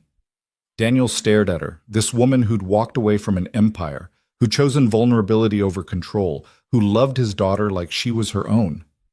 His throat was tight, his eyes stinging, and when he finally found words, they came out rough with emotion. Yes, God, yes, of course, yes. Iris's face crumpled in relief, and then they were kissing and laughing and crying a little, and Emma came running back demanding to know what was happening. Iris asked me to marry her, Daniel said. Emma's eyes went wide. And you said yes? I said yes. Good, because I already told my class you were probably going to get married eventually, and it would have been embarrassing if I was wrong. She threw her arms around both of them. Can I be in the wedding? And can Archimedes? He's very good at ceremonies. You can definitely be in the wedding, Iris assured her. We'll figure out the dog situation. That night, after Emma was in bed, Iris and Daniel sat in their living room, their shared living room in their shared house with their shared life. And Daniel pulled out his phone. I want to show you something, he said.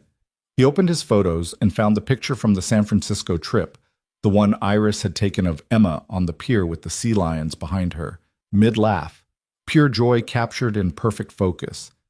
I look at this sometimes, he said, and I remember that exact moment, when I realized I was falling in love with you. Not because of what you could give us or how you made my life easier, but because you saw Emma, really saw her, and delighted in her. Because you researched sea lions just to make a 6-year-old happy. Because underneath all the performance and the power, you were just someone looking for connection, same as me. Iris took the phone, studied the picture. I remember that moment too. I was terrified. I kept thinking I was going to screw this up, say the wrong thing, reveal how little I knew about parenting or normalcy or building something real. But you didn't screw it up. Neither did you. We figured it out together. They sat in comfortable silence, and Daniel thought about the journey from that first awkward meeting at a Cambridge cafe to this moment, sitting in their own home, planning a future that would have seemed impossible 6 months ago. Can I tell you something? Iris asked. That first night at the gala in Boston, when we were dancing, I almost told you then that I wasn't really an escort, that I was someone else entirely, but I was afraid you'd be angry or feel deceived or walk away. What stopped you from telling me?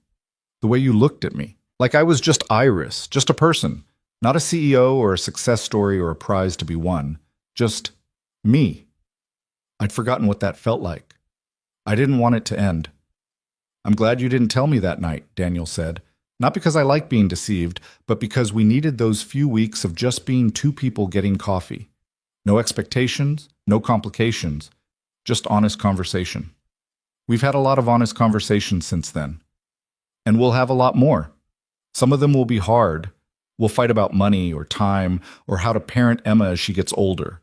We'll frustrate each other and disappoint each other and sometimes wonder if we made a mistake. Wow, this proposal acceptance speech is really romantic, Iris said dryly. Daniel laughed. What I mean is, it's going to be real, complicated and imperfect and sometimes hard.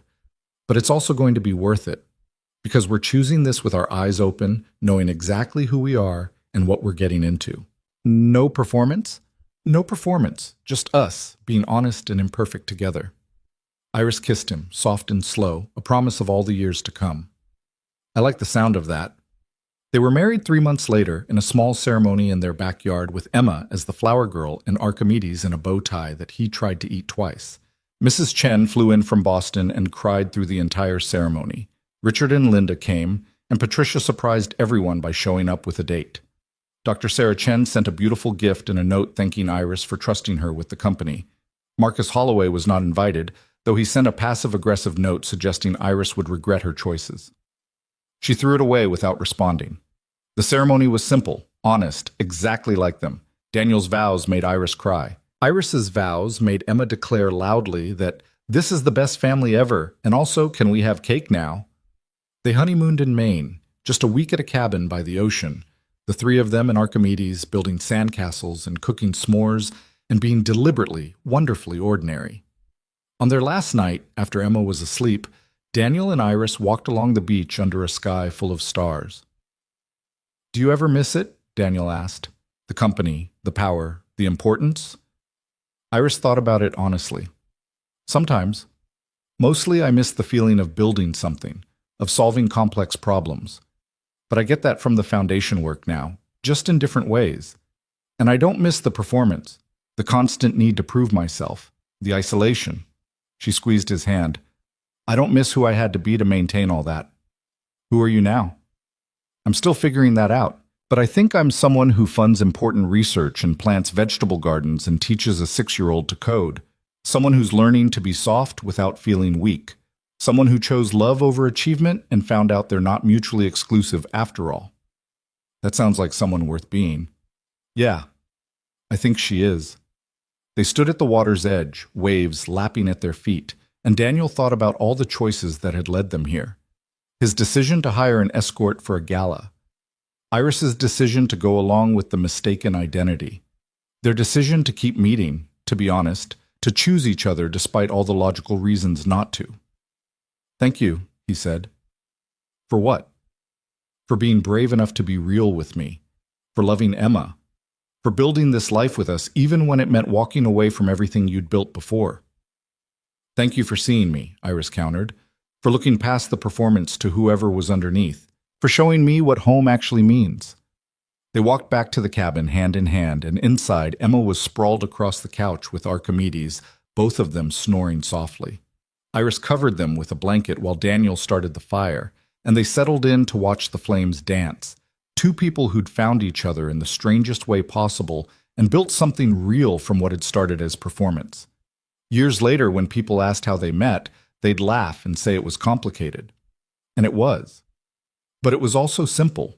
Two people who'd been pretending to be something they weren't, finding each other and learning to be exactly who they were. Emma would grow up in that Portland house, with parents who loved her and each other, with a dog who never did get any smarter, with a garden that produced more tomatoes than they knew what to do with. She'd learned to code from Iris and learned to be brave from watching both her parents choose vulnerability over safety. She'd remember her birth mother with love and build a relationship with Iris that was entirely its own thing, not replacement, not copy, just real and chosen and earned. Iris's foundation would fund dozens of breakthrough innovations, changing industries and solving problems that had seemed insurmountable. She'd be profiled in magazines as the billionaire who walked away, the CEO who chose differently, the woman who proved success could be measured in impact rather than wealth. But she'd be most proud of the quiet work, the researchers she mentored, the quiet grants that made real differences. Daniel would write code from his home office, would coach Emma's soccer team despite knowing nothing about soccer, would stand in the kitchen making dinner while Iris worked late, and think about how strange and perfect life could be when you stopped trying to control it. And on their 5th anniversary, sitting on that same front porch where Iris had proposed, watching Emma, now 11 and taller than seemed possible, playing in the yard with Archimedes and a new puppy she'd convinced them to adopt, Daniel would turn to his wife and say, "Best mistake you ever made, hiring that escort service." And Iris would laugh and kiss him and say, "Best mistake I ever made was everything that came after." Because love, real love, wasn't about perfect beginnings or flawless execution. It was about two imperfect people choosing each other over and over through every complication and challenge and unexpected turn. It was about building something intentional from what had started as accident. It was about being brave enough to be seen, vulnerable enough to be hurt, honest enough to be real. It was about choosing differently, choosing better, choosing love. And they had. The end.